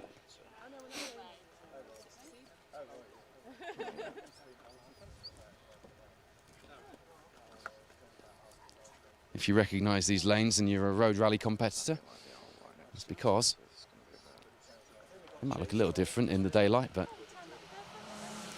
I'm not sure this particular stages on this weekend's rally have been used. I'm sure somebody will step in and tell me. Neil Henderson will surely be along soon to confirm. Right or otherwise, Welsh Marches, Ross Traders, Hereford Evening News. 2 cars hustling each other through the stage there past our first camera, and we're just awaiting Andy Brinkley and Helena Mayle into the stage finish.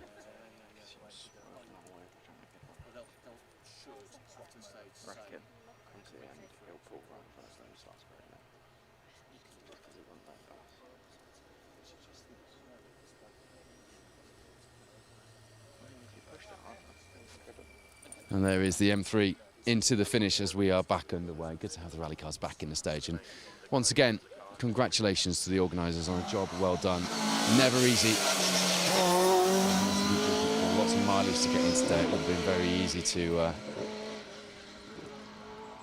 cancel the stage, but we're back underway. Great news, and we'll bring you all of the crews now through this first stage of the day.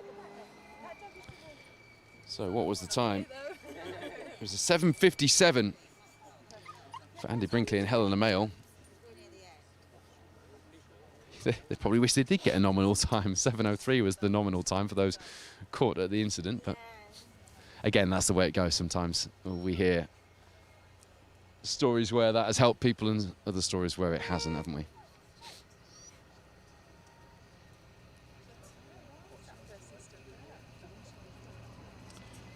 Roger Taylor and Paul Bevan pulling up alongside, just encouraging Andy and Helena to get a move on. Bit of a delay for you, but all's well that ends well, and here we are at the end of the stage. 6:57 for you. We got through. 7:57, sorry. Happy enough? Yeah, we'll get going now. There we go. Time to get going. Got a bit of damage to the side of this Escort. Oh no, it's not. It's damage to the side of your car then, Roger. It's your air intake on the window. How was that? Yeah, no, it was very good actually, quite smooth. Caught the car in front, so we did the last sort of mile behind him, but you know, steady as she goes. She's in one piece and I'm happy. And that explains why you took exactly a minute out of him. Oh, right, there we go, that's nice. There we go. Roger Taylor, Paul Bevan, a 6:57 from them. Have we got a time through for you, Stefan? Not yet. What did you do through there? 6:51. 51. It's good. 6 out of them. Oh, no, that's not where your fight is, but... Yeah, no, it's we're just big shout out to the service crew last night. We had the gearbox out twice. Yeah, Lee Edwards for the parts. They did a 6-hour round trip to go and pick some bearings up last night from Oswestry, so big shout out to the boys. And Lee did that? No, we fitted it, but we went and picked them up from Lee's missus' house, so big shout out to Lee and the lads in service. Well, fantastic story. Thanks for sharing that with us. Enjoy the rest of the day. Okay, cheers. Great story. Stefan Morris, Mark Ammons, 2 gearbox replacements last night. Lee Edwards in the G3 Escort providing the parts. They did a 6-hour round trip to go and get them from Oswestry and got them fitted overnight. And here they are to enjoy today's battle on the stages. Almost doesn't matter what the stage times are with that all taken into account. Jeff, you guys went Larry last night. Oh yeah, we were. I thought I was still on the gravel. I think I was just a bit over zealous, but yeah, we had a misfire yesterday as well. It just 7,000. It was just on the limiter for some reason, but we've cured that now. That was quite a good run through there. 7:18 through there is good. Yeah, that's okay. Yeah. We'll hopefully just build on it today. But 5th in the class at the moment. Good. Want to be second or first. I don't think we're going to do that, but need to be second or first. There's the aim. Big push then from Jeff Phelps and Colin Jenkins in that Mark 1. They were really entertaining last night. weren't they? Here's Alan Marriage then. What's the time for him? Kevin Lane, a 7:08. That's fast. Morning, Paul. Morning. You're 10 faster than him. Well, perfect. Yeah. Second, fifth in the class. Perfect. Yeah, perfect. Good stage. Don't tell him that. Very slippy. Yeah. No, we just have to keep it on the road the rest of the day. Kevin says don't tell him that. Thanks, guys. That's a good time there from Alan Marriage, the man who uses his Escort Cosworth road car as his recce car here this weekend. Neil Weaver was telling me he plans on using a Nova GTE recce car on the Jersey Rally this year. That will be a sight to behold as well. I think it is the Corsa kit car that he'll be competing in over there. I did think he was taking something different, but allegedly not. So that'll be one to watch if you're going to the Jersey Rally. Do you know what? There's an account as well that you need to follow.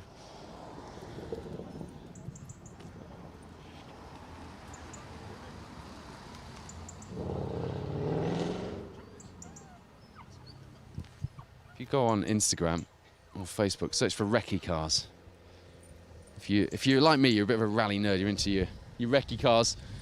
And Alan Marriage is winning so far this weekend, then recce cars run by Guy Butler of the Mini Rally Challenge is well worth a look.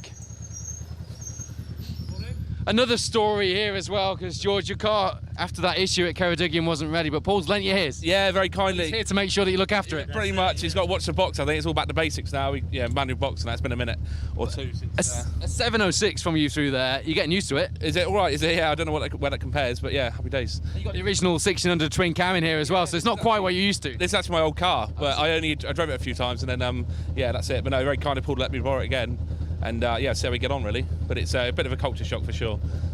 Who's your fight with this weekend? Who are you looking at? Well, we're looking, to be fair, it's a different class for me, but I know Darren Poole in Neville Hood, is it? Yeah, Neville Hood, Darren Poole. They're all local, so they all do like Bovington and like, so it'd be good to be up and around them too. Matt Wheeler, Sam Weller just behind them as well. Yeah, see where they're getting on, so yeah, so here we go really. It's all about having fun though, isn't it? All about having fun and bringing this glorious AE86 out to show us. These are road rally lanes, so the car's suited. Yeah, well, we'll see how we get on then, yeah, that's it. So no excuses, but cheers. George Hayway, Paul De Bono in George's old car with the 4A GE engine in. Became quickly known as the modern Mark I Escort, and allegedly Toyota did model that car on the RS 1600 because the car was set up like it. Very similar chassis dynamics, and the engine was almost a modern revised version, refined version of the 1600 BDA, that 4A GE engine that you find in one of those Toyota GT AE86s.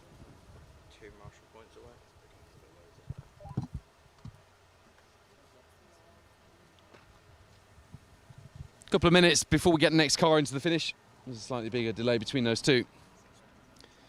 So it allows us just to check on the leaderboard out in front.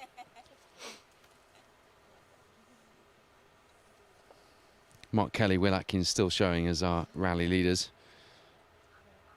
Perhaps it was Michelle Petrie who told us about the Pheasant. If that was on a road section or if the radiator's damaged, perhaps they're going to try and get the car back. But at the moment, still showing us in the lead by 16 seconds from Callum Black and Jack Morton, who are on an absolute charge. Last night they were 18 seconds. 19 seconds off the pace on both of the first two stages, with the Palace Connections Rally 2 Fiesta cutting out. But this morning, having got those problems sorted out, they've been on song. Fastest stage times on each of the morning's first three stages so far. Here, a 5:48 was the pace setting time. A 4:06 in stage 4 and a 4:03, which is actually only a little bit quicker than Sam Toozle and Ross Whittock. They were 3 seconds behind in stage 4. So they're on a charge as well. But Callum Black, Jack Morton just love a good fight back. It's what won them the title, and it's what sees them coming here to the final round for a big battle for overall rally honours. No pressure, which is good really, isn't it, given how last night went. But even with the pressure, that fight back would surely have been on.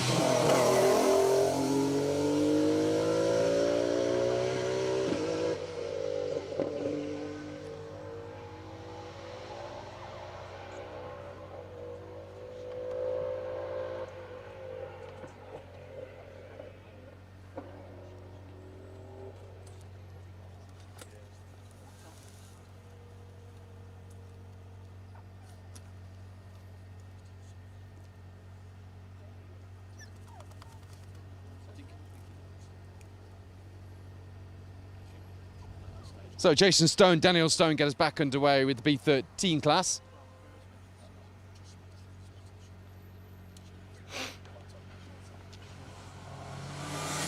The sign just in front of that car says, it's a reminder from the driving standards officer to say, take your helmets off, and that's why you're seeing some of the crews stopping at that sign and doing just that. And it's a fair old task in some of these cars with the wing seats and the hands devices.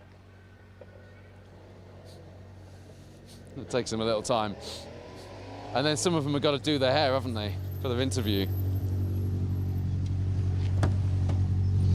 Hi. Jason, it's a strong time, 7:03. You're in the fight there, just outside the top 10 in B13 at the minute. Oh, fantastic. Yeah, I wasn't expecting that. A steady run, bit of a slip up on the first stage yesterday, so I thought I'd better take it a bit steadier today. So, yeah, looking forward to the rest of it. Good stuff. And you know what? For the first time in a long time, Steve Hollis and Tim Curry are still running. It would be lovely to see you get to the end of this one. It would indeed. We did finish the woodpecker last week, so if we can finish this one as well, that'd be great. Good stage? It wasn't too bad. I cocked up on one of the hairpins and it didn't go round and couldn't select reverse. Probably lost like, I don't know. Yeah, lost a bit of time to Tom behind you, 7:11 through there. Yeah, no, See you next time. Red mist, no doubt. Yeah.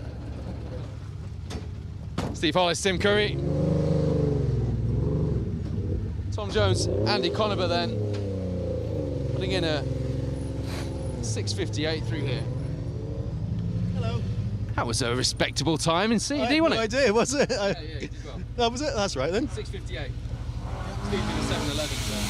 Oh, did he? Oh, well, I'm quite happy with that then. It felt good. All right. No, that doesn't make me feel so Car good. smells hot. It's all right. Oil's under 100 and temperature, water's where it should be, so... Thank you for the confirmation. We'll see you at the next one. Thank you very much.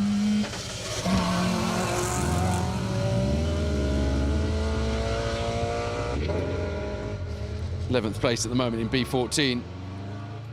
Tom Jones, Andy Conover in the Subaru.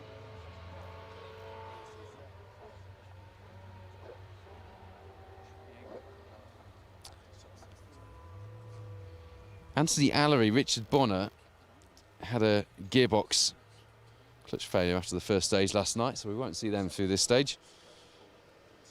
Jeff Roberts, if you're looking at the entry list, Graham Wild were a non-starter. So next through here should be Ian and Andrew Skip, who were chucking the thing around last night at the hairpin where we were, and it's a 7:40 through this stage. Sees them currently 5th place in the H3 class.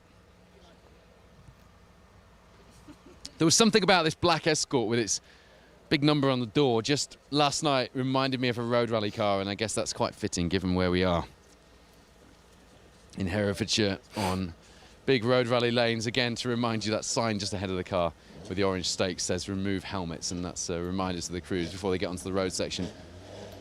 Simon Hunter then just coming through first, a 6:54. Well, that's a champion's drive. A 6:54 through there's fast. Is it? Yeah. Felt okay. I see a bit of dust, so I don't know if we were catching the car behind, in front even. Yeah, it felt good. Felt good. Valley driver's logic there. Yeah. No, yeah, all good. Happy with last night? Yeah. Obviously, I think the championship's wrapped up now, so just a good test for Jersey. You got to finish. Oh yeah, I've got to finish. Yeah. Simon Hunter, Howard Pridmore. Howard needs the points. Simon's quite happy that his son up. All right. Decent time for you from there? Yeah, not too bad. Yeah, pleased with that for an opener. We've been hanging about a bit. Last night looked fun. Yes, no, it was all right. You're right. We stalled at the hairpin now, so we're going to make it. Time you chucked it round, didn't you? Yeah. It's a beautifully prepared car, that. Phil Skipp's RS 1800. The gold pinstriping and RS badging on the rear wing really sets it off. I'd call it Black Beauty, but there's a certain other car that takes that title, isn't there? So, we were talking about these B10 cars, weren't we? No time through just yet. Oh, I've got your time, 7:14 through there. Morning, Paul. Morning, you okay? Yeah, not bad. Nice wake up.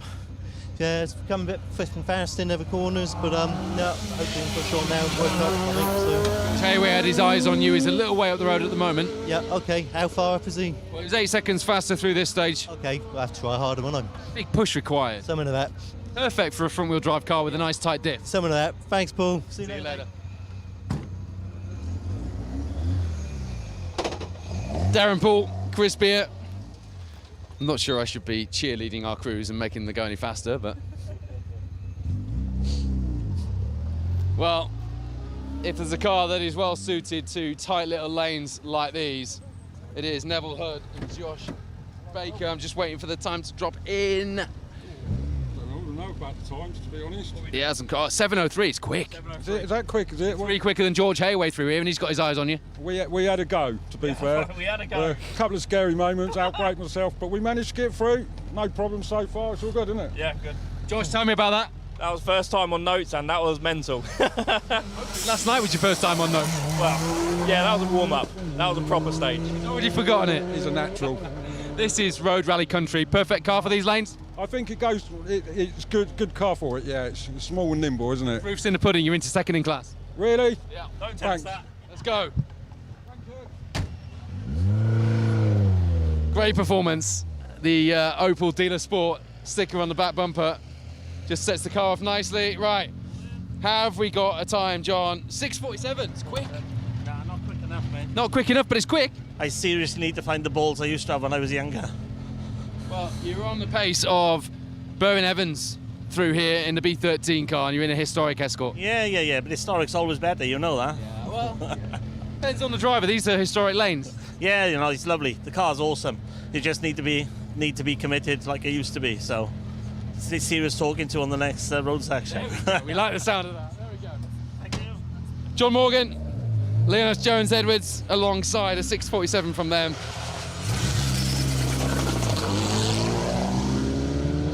These times are coming through thanks to Matt Atkinson very quickly, which is great. A 6:47 from you boys. Oh, was it? Okay, good morning, Paul. Yeah, very good, yeah. So a bit of a delay on that stage to get going again, but yeah, nice long stage to get us back into it. Very happy. Just outside the top 10 in class now as well. There's a target for you. Really, thanks. No, now you've said it. There we go. Just give them a little bit of added fight. Third stage of the rally here then, the first stage of today, Petit France, but we are onto almost the sixth stage and the fourth of today, if you follow the times coming through at rallies.info. Ian Barclay, Charlotte McGlashan through into the stage finish. Charlotte's first UK rally, only ever done Rally Barbados before. She turned 17 while we were out there at Rally Barbados, enjoyed a birthday party on the final bash at the shipyard, which was a lot of fun. That's not a bad time, you know. They're 6 back from Simon Dalton. A 6:53 sees them 14th in the class. Hi Paul, how you doing? Ian 6 back from the car up front, but it's not bad pace. Yeah, it's all right. We're getting going. It's just like we took it nice and easy through there. It was quite good fun. I'm going to hop around the other side of the car very quickly, as we have got a little gap. And I always like to speak to people who are doing their first rally in the UK at least. Charlotte, a bit different to Rally Barbados. How's your first rally in the UK going? It's going good, yeah, I like it. It's good. Colder, yeah. but really good. That's the stage for co-drivers in there, isn't it? It doesn't stop, does it? No. Wait, what? Rabbit in headlights look on your face. Right, helmets off. We'll see you at the next one. Ian Barclay, Charlotte McGlashan. She'd prepared her answers. Didn't matter what I was asking, did it? Wait, what? What did you just ask me? Brilliant. Number of junior co-drivers coming into the sport, and a good proportion of them are ladies, which is really good. It shows that what Motorsport UK are doing to inspire new competitors into the sport must be working. Mark Chandler is back in service, nervously awaiting results. I didn't look that nervous last night, actually. And we'll be pleased to see them through that stage. Charlotte looked nice and chill, didn't she? It's not easy, this. But if you get it right and hooked up, it's a lot of fun. And there are some big smiles after this Petit France stage. 7.2 miles of tight, narrow, fast, unforgiving road rally lanes here in Herefordshire.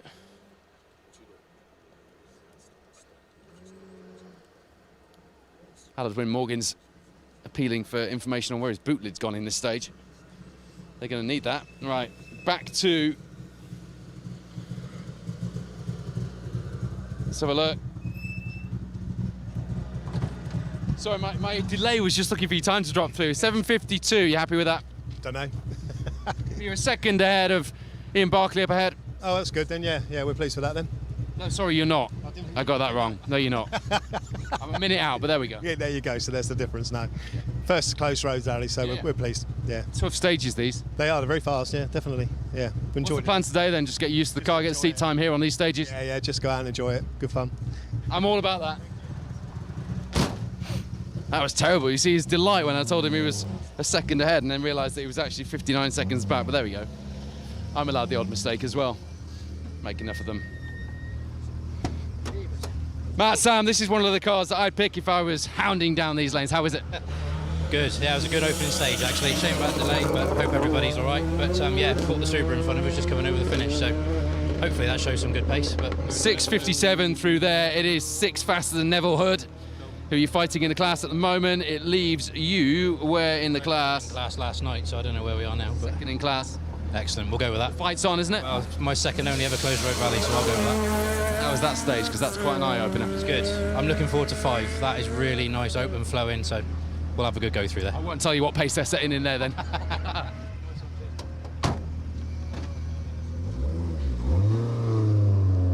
Sam Weller in that car. I got it wrong last night. Robbie Sanford was down on the entry, but it is Sam Weller inside that little C2 in the B10 class, second in the class at the moment, and a 6:57 through there. Some impressive times through here, and when you consider that that's less than 20 seconds off the pace of an R5,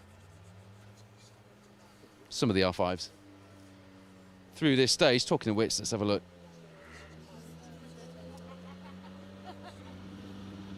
At what Mick Johnson and Peter Pears have done.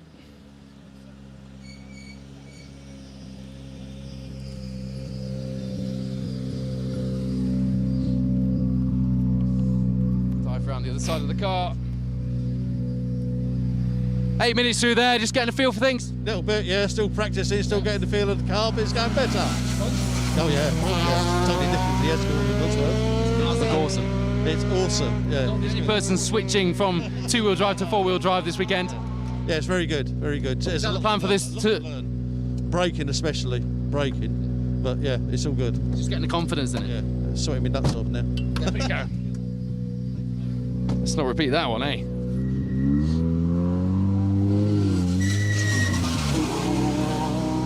Have we got a time for Lee Griffiths through a 7:19?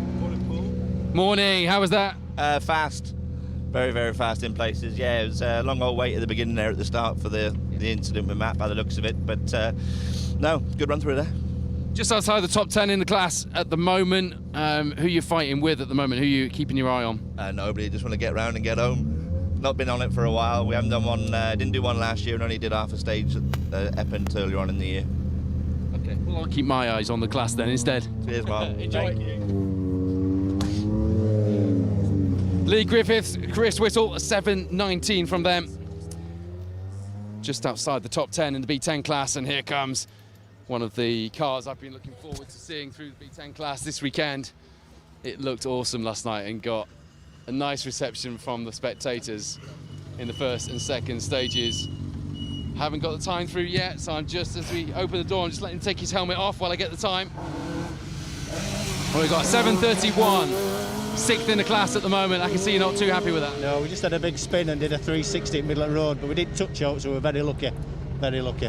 I've said it a few times, but that car you had before this one was bent in every single corner, and you've managed to keep this one pristine. It's amazing what some expensive arches can do. Yeah, I'm trying to be careful. Enjoying it though? Yeah, brilliant. Really good. Yeah. Good stuff. Ben and Andrew Wilkinson in that 106 Max. You just look at how fat the rear end of that thing is. It's just such a great looking car, and You know, here at the opposite end, that's the car they started in, a little 106 Cup car like this. Jason, a 6.56 through there. Is that good? Yeah. Yeah. Well, Ben had a spin, but he did a 7.31. Nice. Nice. Nice. Talking of battles of the Lee Griffiths up ahead, he was 7.19, so that's a good time from you guys. Yeah. What about Matt Wheeler? Let's have a look. What did Matt do? I'm trying to remember so many little different things here. Matt Wheeler did. Where is he? 6.57. So a second slower than you. I'll do. Fights on, right? Yeah. Battle of the Cotswold driving experience instructors. You've dropped into second now in the class, so this is going to be one to watch today. Yeah, we'll keep pushing. There we go. Look how well prepared. Just have a camera just pointing there. Look, that is no ordinary 106, is it? That's not your average Peugeot. What a time that was. They were happy with that.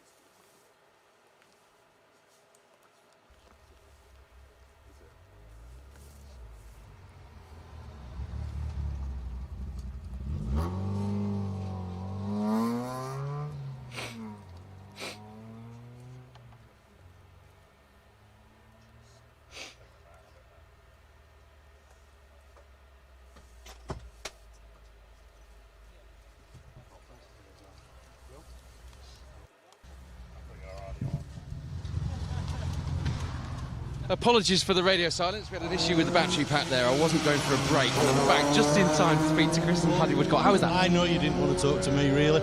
You saw the speed at which I dived out of that van to speak to you. How was that? It was terrible. We tried to turn into one of the chicanes far too early and ended up getting stuck in a dead end. Well, yeah. Is it nice, though, to be swapping your rally organiser hat from the Manx to being out here in the lanes? It's good to be back out, yes. Just trying to get your time up. Do you know what you did through there? No, it'll be terrible. Really. He's chuckling away. No, we must have dropped 20, 25 seconds at least. So maybe even 7:54. I don't know whether that's good or bad. It's probably terrible. 9 seconds behind Ryan Wilding through that stage. It leaves you 4th in the class. You've still got something to fight for. Oh well, that's one place up on where we started. Oh, you cheered him up. How many miles have you taken to cheer him up? I took one interview, Heidi.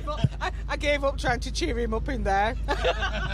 Right, well, there you go. Now you've got a big smile on your face. Go and enjoy the next few, and we'll see you at the end of this one later on.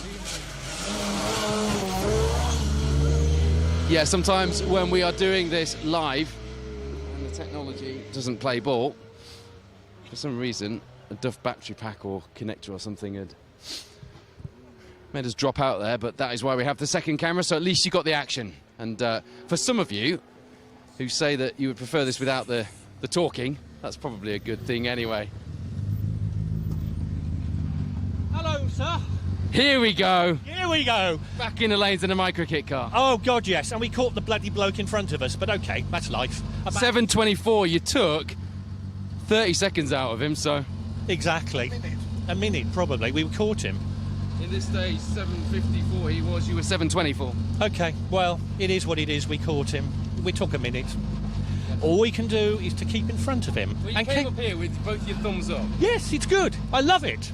I love it. It looked great last night on those 2 short stages. Thank you very much. And you here all day? We are. We'll see you at the next one. You're second in the class. Oh, that's all right then. I've taken a couple of seconds out of the Nova 96. Yeah. Perfect. How many seconds have we taken out of him? You're very good on this. Oh, goodness me. I'm flicking through here. 96? Taking out that one. He was 7:45. You were 7:24, so 19. 19. That'll do me. How good's that? No, 21. Yeah. That'll do. Thank you very much. Well, Stefan's got his thumbs up. If the co-driver's impressed with my maths, I'm doing all right. Love that car, and I love that pair as well. They've entertained us over the years, former Rally First champions, and a little 1400 micro. There they are in that kit car. Dave, everything okay? Very good. Pretty quick. Very enjoyed that. Lovely. 8:23 through here, 14th in the class at the minute. Got a bit of a fight on for the top 10, perhaps? Maybe. Let's go for it, you know. Let's go for it. I like the sound of that. Dave and Jamie Turner are going to go for it. It's a great looking car, that, isn't it? The historic Rally Festival decals on the car. We're looking forward to that, as they will be in a couple of weeks' time. Can't say enough, it is a stonking event. You should make sure you're there. historicrallyfestival.com for the details. Hello. Oh. Mark, yes. Tell me about that. Hot and not very good. So we weren't very committed under the fast fours, so we've got a lot to work on. So I'll be the judge of that. 7:29 is respectable. Yeah, respectable is not really good enough, though, is it? Let's be honest. So we'll try harder and we'll see how we get on. So yeah, we'll see what we get on. So Paul's chuckling away, so it's obviously funny there anyway.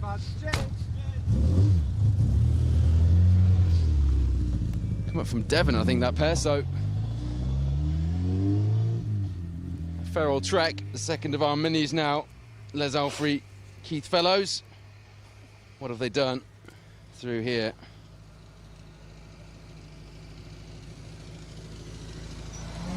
It's like 93 is off in the same place as Will Hill, according to the tracker. How was that? Very exciting. Very, very fast. You had to be right on the notes. Yeah. Absolutely. Yeah. Battle of the minis through here is going to be interesting, isn't it? Is it going to be bravery or technical ability? Scare-free, I think, because these boys are... I'm not doing the mini championship, and they're all really on it. They really are. Andy, who's right behind me, is quick, and they got Shane, he's really quick. So, but I'll do my best. Yeah, he's taken 22 off you, so you're right. Yeah, yeah. Enjoy. Thank you. Look at the dashboard in there, proper works, dual cowl dash.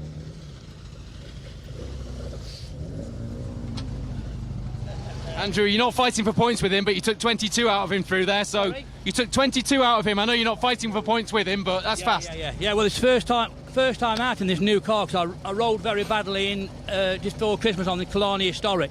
So I'm a little bit nervous, but obviously I'm doing all right. You are doing all right. It's a good time. Enjoy. Yeah, cheers, mate. Bye. Look at these fantastically prepared historic minis. Let's have a look. What have we got? Looking at the times come through. 7:35. That's quick. I don't know how it compares, but... 7:53. All right, OK, it's pretty quick then. Yeah, right. 18 seconds. Julia's smiling, so it must be good. My hair look all right. Julia, does his hair look all right? Yeah. Fine. More importantly, this Mini or a Mini Rally Challenge car? I can't answer that question. That's really not fair. I knew she'd do that. Enjoy, guys. Shane Gamble, Julia Perry, a 7:35 from them, the second in the class at the moment. Different class to Andrew O'Hanlon up ahead in the H2 class. That H1 Mini there, that's a fast time. And that is a very, as we've said before, and we've heard already, a very bouncy stage for a historic Mini. Good fun though, I bet. Flat out for most of it. There's quite a few chicanes. You've got flat out sections when you just get to a chicane and they're tight. And then it's flat out again. And those chicanes, given that they're designed for an R5 or a Rally 2 car to go through, are going to be all right in a Mini, aren't they?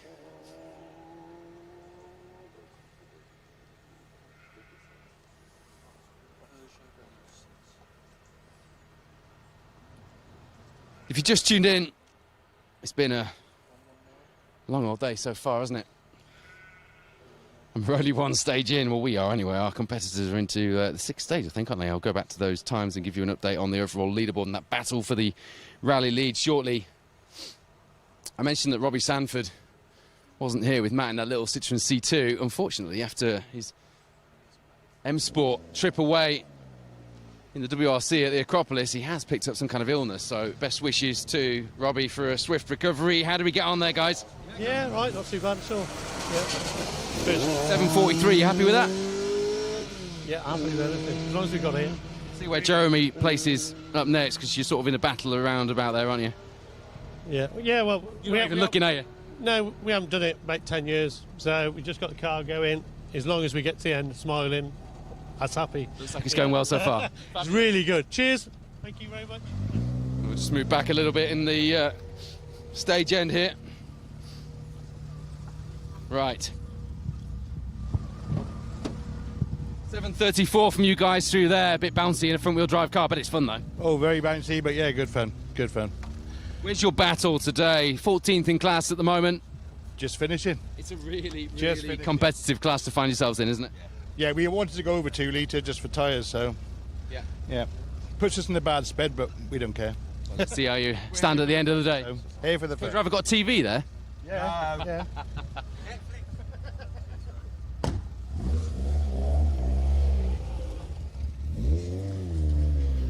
Stuart Cameron, Gary Whittington.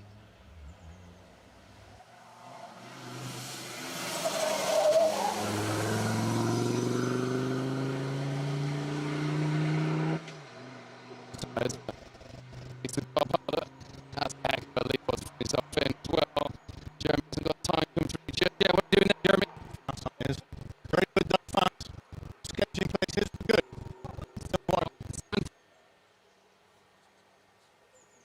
Last year, so we want to finish this year. It's a start. I want to feel a bit more ambition for you next time we see you through here. We will be quicker next time. There's the ambition. Alexandra has confirmed it. They're going to be quicker through the next time.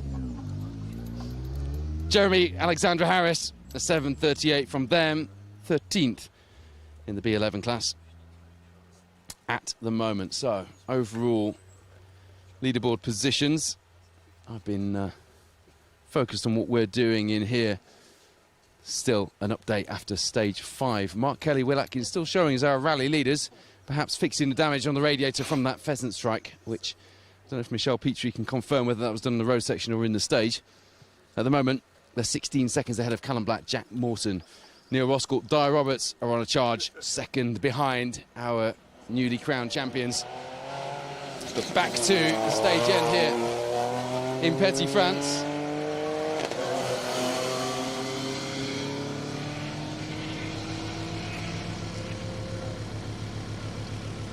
Wait for Andrew to get his helmet off. It's fine. We're not in a rush. You don't need to be. Well, I suppose you do. Andrew, a 7:53 through there for you. A little bit different to the Dakar. Just a little bit different, yes. It's about 300 kilometres shorter and slightly less dusty. But yeah, really good fun actually. It looked good fun, and the thing was, you were throwing it around the hairpin last night. Yeah, well, that's the only way to get it around the corners, really. The lock is terrible, so we have to rely on keeping the speed going. So yeah, really good fun.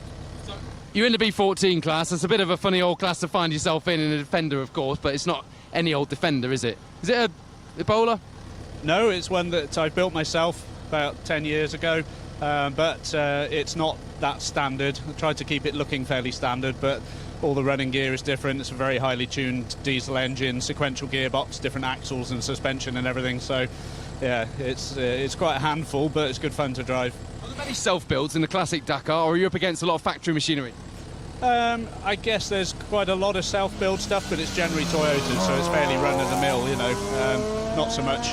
There was nothing like this out there, so yeah. It's out here either. Enjoy. Nice to see something a little different, and nice to get a bit of a chat on the car as well, because I was wondering, you know. Right, hang on a minute, let's have a look. I'm on the wrong side, I'm sorry. Right. Charlie, a 7:11 through there for you. At the moment, you're leading the R2 class. Not a whole lot of competition out here today, but it doesn't matter. No, not a whole bit. We're here to build a bit more experience, get some confidence this year. So, yeah, we're happy we got through that. Nice. The car's hot. I can see the brake smoke. Is it tyre smoke inside the car? Yeah, we're probably on a bit too soft a tyre, but there's a cautious option because we didn't know when the rain was coming. So, yeah. What's the plan for today? Keep it the right way up. There we go. Keep it the right way up. That is a good plan. It's the brakes that are smoking.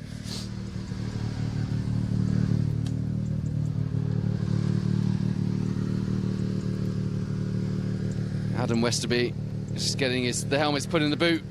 Co-driver sorts things like that out at the stage end, particularly in these small cars with the roll cages and the seats as they are these days, and hands devices on the helmets. You can't simply chuck them in the back like we used to into the buckets that we used to have in the back for the helmets.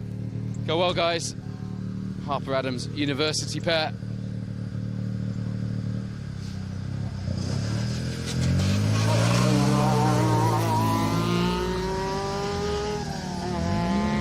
How was that, Richard? I enjoyed that. Yeah. I enjoyed that, yeah. I'm just getting used to the car.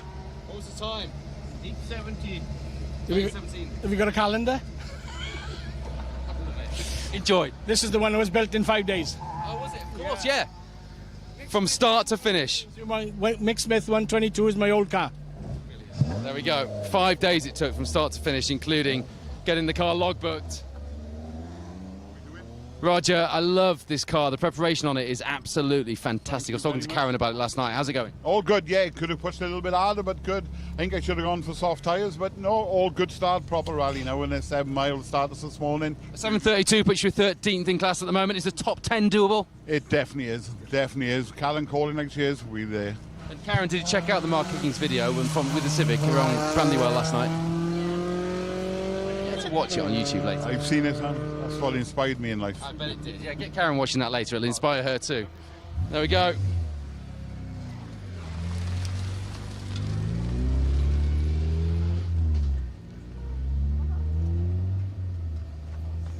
So Mark Kelly's car, Michelle has confirmed, is being fixed as we speak. So we should see them back out and still in that rally lead. It's an 8:02 from Richard and Pat Egger. Are we happy with that? I was very happy with that, yeah. Better than last night. Couldn't see a thing last night. Yeah. Good fun though. Yeah, I enjoyed that. That was nice, yeah. 8 seconds behind Chris Woodcock, Hardy Woodcock through that. Not bothered about that. Not looking at the times just yet? No, not really. We're out for the crack. Well, you're 6th in class, so that's a good crack. What is it? How many in the class? 7?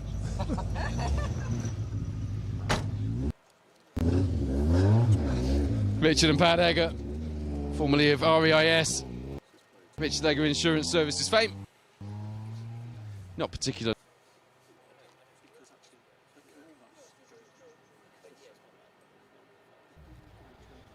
Eight seconds off the Manx Rally organisers, Chris and Heidi Woodcock in their little Proton Statria in the 1400 class. Is not bad going. 7:57 is good. Knocking on the door of a top 10 in class now. You're 12. Yeah, we're bottom in class at the moment, where we were. Hopefully we're doing well. Head towards the top 10, right? 12th in class. Fingers crossed, it's going well. You've been using it anyway, because I can smell the brakes. Yeah, the brakes are definitely smelly, so it's good. It's a good run out there. 7:57 is not bad from the little B10. Twingo. We got a thumbs up. How was that? Well, not so bad, really, if you think about it. Like, we haven't done a rally since '91, so we're still a bit rusty, but we went okay, I think. We'll see anyway. Look at the times. You'll have to ask my navigator all about it. He'll tell you. 7:30 and you're second in class. Oh, that'll do then. Okay. Second in class. Not many in the class, but... How much quicker was the other bloke? Not got it to hand. No, okay. All right, okay. Actually, I have 7:29, 1 second quicker. Oh, that's good. Thank you. Fights on. Cheers, mate. I kind of admire a rally driver who comes and does rallies like this and doesn't look at the times, but part of me also thinks, is that what you'd want to do all day long? I'd turn into chief statistician if I was back in a rally car these days, I think. Unless it's going badly, and then I probably wouldn't. That's when you turn the times off, but... B12. It's like we might have a battle. Mark Butler, Paul Hode putting in time 1 second quicker. So, the question is, right... Tell me about how the TR was through there. Absolutely marvellous. Yeah. Pleased to get going at last. It's nervous waiting, isn't it? Yeah, I'm just looking for your time to come through. What did you get? 7:29. Yeah, so I don't know. Where was that? Ish? Let's have a look. Let me have a look. Because we were talking to Shane Gamble. So you are 6 seconds quicker than him through here. And he was watching for your time, so... Oh. Battle's on. It is indeed, yes. All right, thank you. Shane was right. The TR would be quicker through this first stage of the day. And doesn't it look glorious with that single green stripe and the soot from the exhaust? I've got a secret to let you in, and I think that soot is actually painted on because it looks remarkably the same as the soot that was on the exhaust last time. And I learnt this when I was at Cadwell Park at the vintage days, when you see the big old Bugattis and Fraser Nashes, and they've got the soot kind of going up the side of the car next to the spade-shaped exhausts, and it turns out most of them actually paint the soot on. It's part of the build prep on the car, so I suspect maybe that TR can tell a very similar story.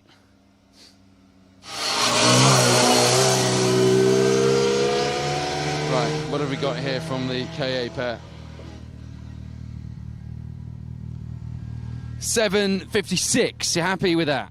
I've no idea, to be honest with you. It's our first event on tarmac in this car. We're used to the forest. It all seems a hell of a lot quicker in there than it does in the forest, to be honest with you. Yeah.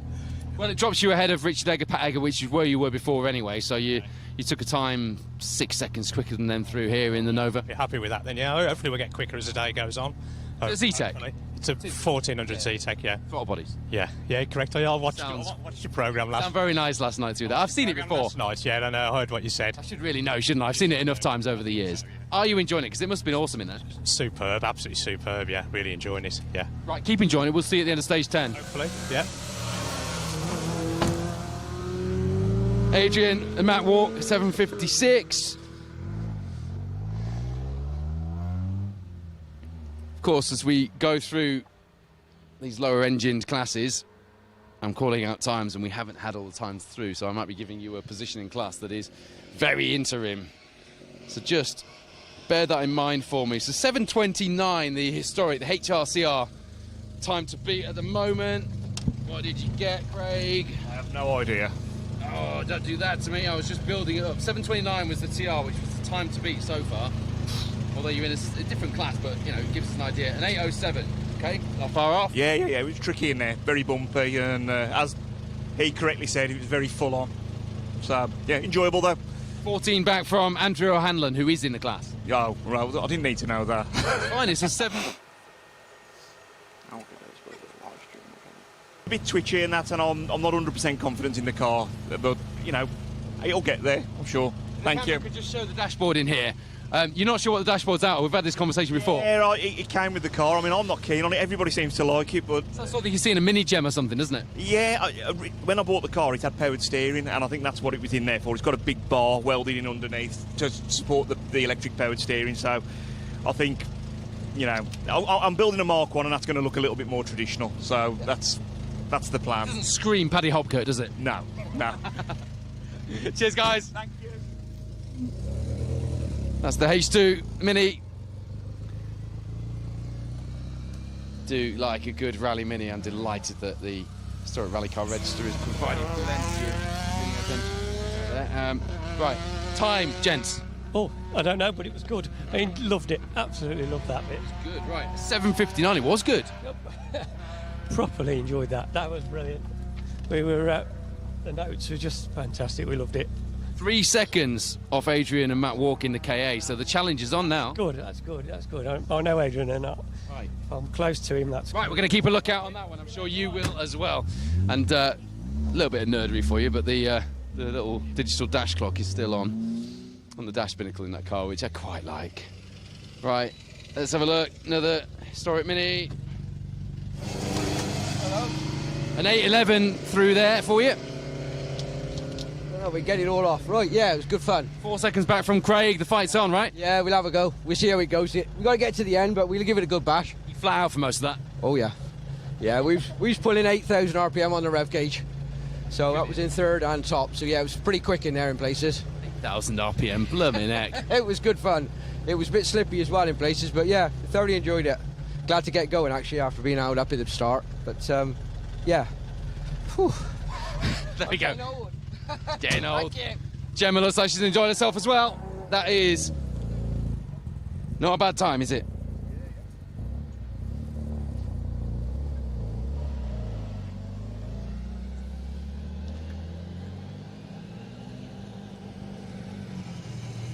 Let's get the times refreshed.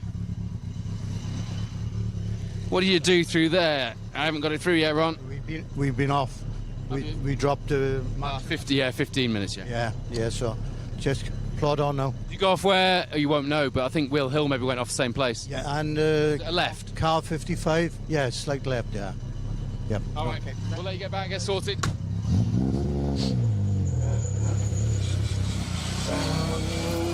Here's Mick Smith. We'll have some fun here because this is the man who, fresh from Barbados, took diesel. Smells like an old truck, this, Mick. Yeah, absolutely, yeah. For a diesel, she fucking flies. Oh, sorry. It's a kids' show.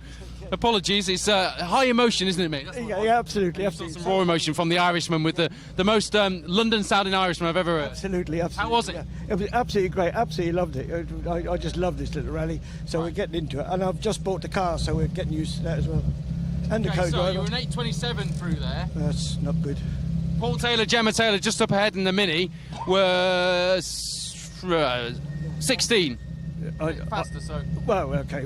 Put some petrol in it and it'll be all right. See you, mate.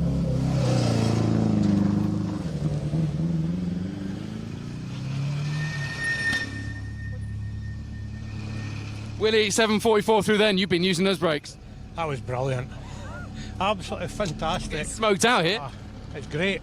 That's what they're for, though, is it not? When you're going fast. Try and stop you. Right, so you were. Sorry, I'm just looking at the time as well. You're talking to me.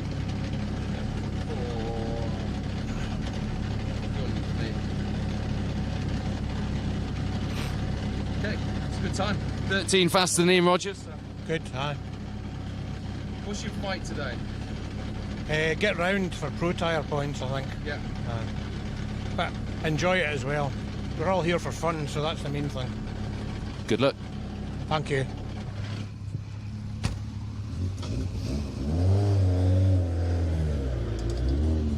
Twelfth in the class at the moment. It's all about the championship points at this stage. Wow, how was that? That was very good, very exciting, and really enjoyed it. That was great. Are you watching the times or not at this stage? Well, we're doing well in the championship, so we're balancing between having a good time and the points and the class as well. You've got the class lead, haven't you? So you've got to be careful. We got 7:48, it's good. Is it? Yeah. Is it? Good. I enjoyed it. It's great. Excellent okay. stuff. Thank you. Almost done as many rallies as we have in the last few weeks. Last saw them rally Ceredigion, of course. Paul Holmes, Elizabeth Beasley.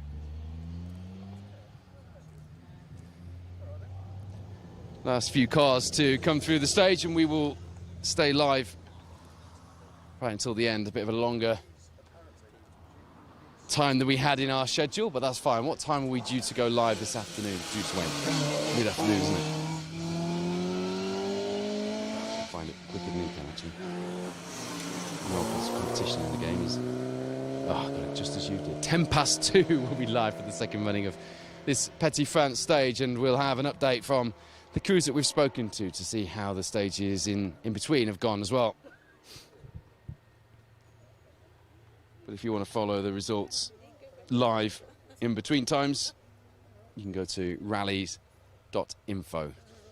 And I've got to say, and I said it earlier today, it's one of the better results, or one of the best actually, result services we use, if not the best, and it's been up to the minute today, which is great when we're here at the stage end, especially when we've got gaps in the action and we need to be able to tell the story for you guys watching at home. And if you're watching at home, I'm sure you'll applaud Matt Atkinson and his team for the job they're doing on that.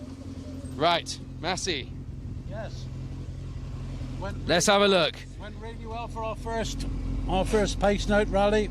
I made a bit of a cock up, but all went well, tidy, very happy. An 8:52 through there is respectable indeed. It's a great looking car as well, isn't it? Thank you, yes, it is a good looking car, isn't it? Whose was this car? Was this the Underwood's car? It was, yes. Many moons I brought it off him, yes. So yeah, no, I'm enjoying it. Did you see him at the stage end? He was waving us on to go faster, he was. So, very good. That's at the stage end as well. Right, enjoy. We will. We'll see you later. I did a piece on Lee Edwards' G3 Escort. It's a Titan Escort, allegedly. But G3 will do anyway. It's down as a G3 on the entry. There's a red top, I think, inside this.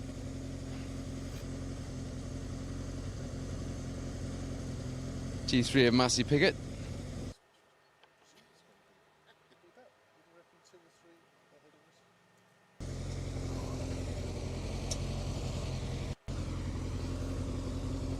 Helmets off before they get on the stage, onto the road section, sorry. And they are away, right. Bill Douglas, Dave Turl have come through in the Volvo with an 8:52 in B11.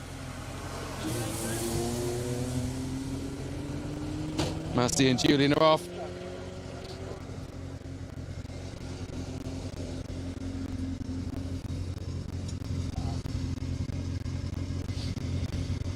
Phil Jones, Andrew Richards.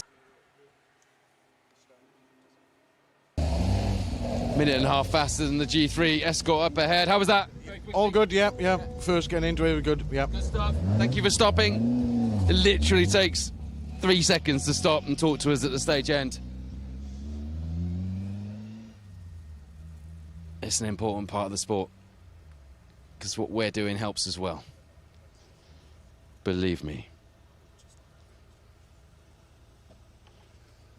The tiger striped Chevette of Jeff Brown and Paul Vaughan comes through.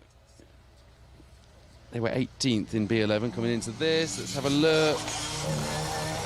Morning. I'm just looking for the time to drop in. You got a 7:42 through there. It claws you back up to 16th. I didn't hit anything. I'm happy with that as a time. That'll do.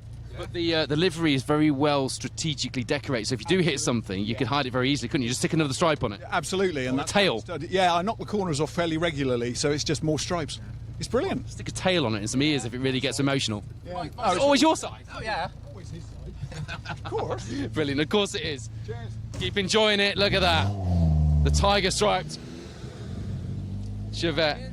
Bill, I told your story last night about the sunroof and about the seats, but look, if the camera can just look in, most of the pens and pencils are still on the shelf there under the radio. Some of them have thought, oh, you've knocked them off. Yeah, so they survived the woodpecker, and the pens have come off the shelf in this Volvo 244. What were you listening to on the radio? Medium wave 89.1. Yeah, no, 5 Live. Well, yeah, wait for this afternoon's football.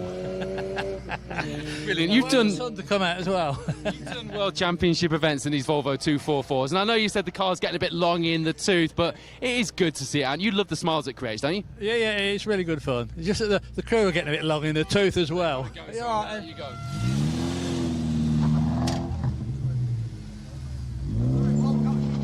Problems?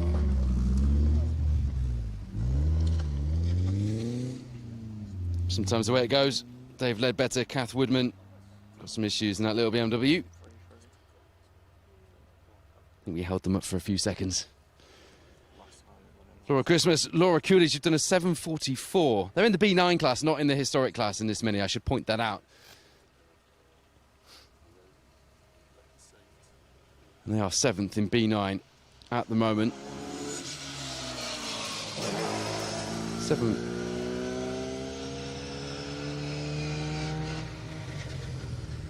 That's a fast time. You happy with that? Yeah, it felt good. Car felt good. Great navigation. Can't complain.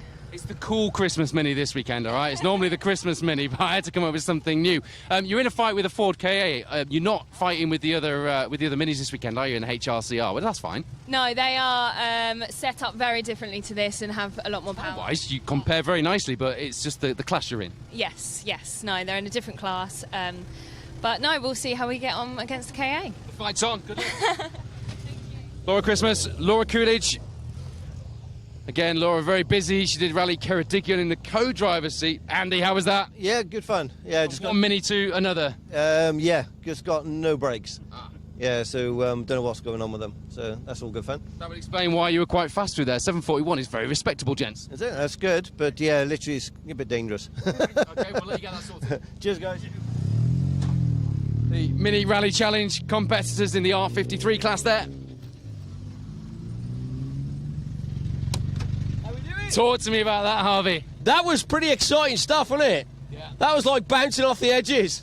It's like a pinball machine. Just trying to keep it somewhere down the middle. And I love, are you still wearing the T-shirt? I'm still wearing the T-shirt. It says. Well, right, go on, let's have a look at the T-shirt for those who haven't seen it yet. I know this is getting all emotional, but you are the last car, so we can afford a few minutes. Look at this. There we go.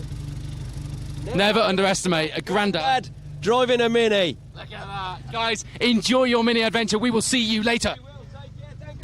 Mark Kelly, Will Atkins are getting the damage fixed from that pheasant strike on the Fabia. They are still in the lead of this Hills Ford rally. But you know what? Callum Black, Jack Moulton are on a charge. And Neil Roskell, Di Roberts just a second behind them in third now.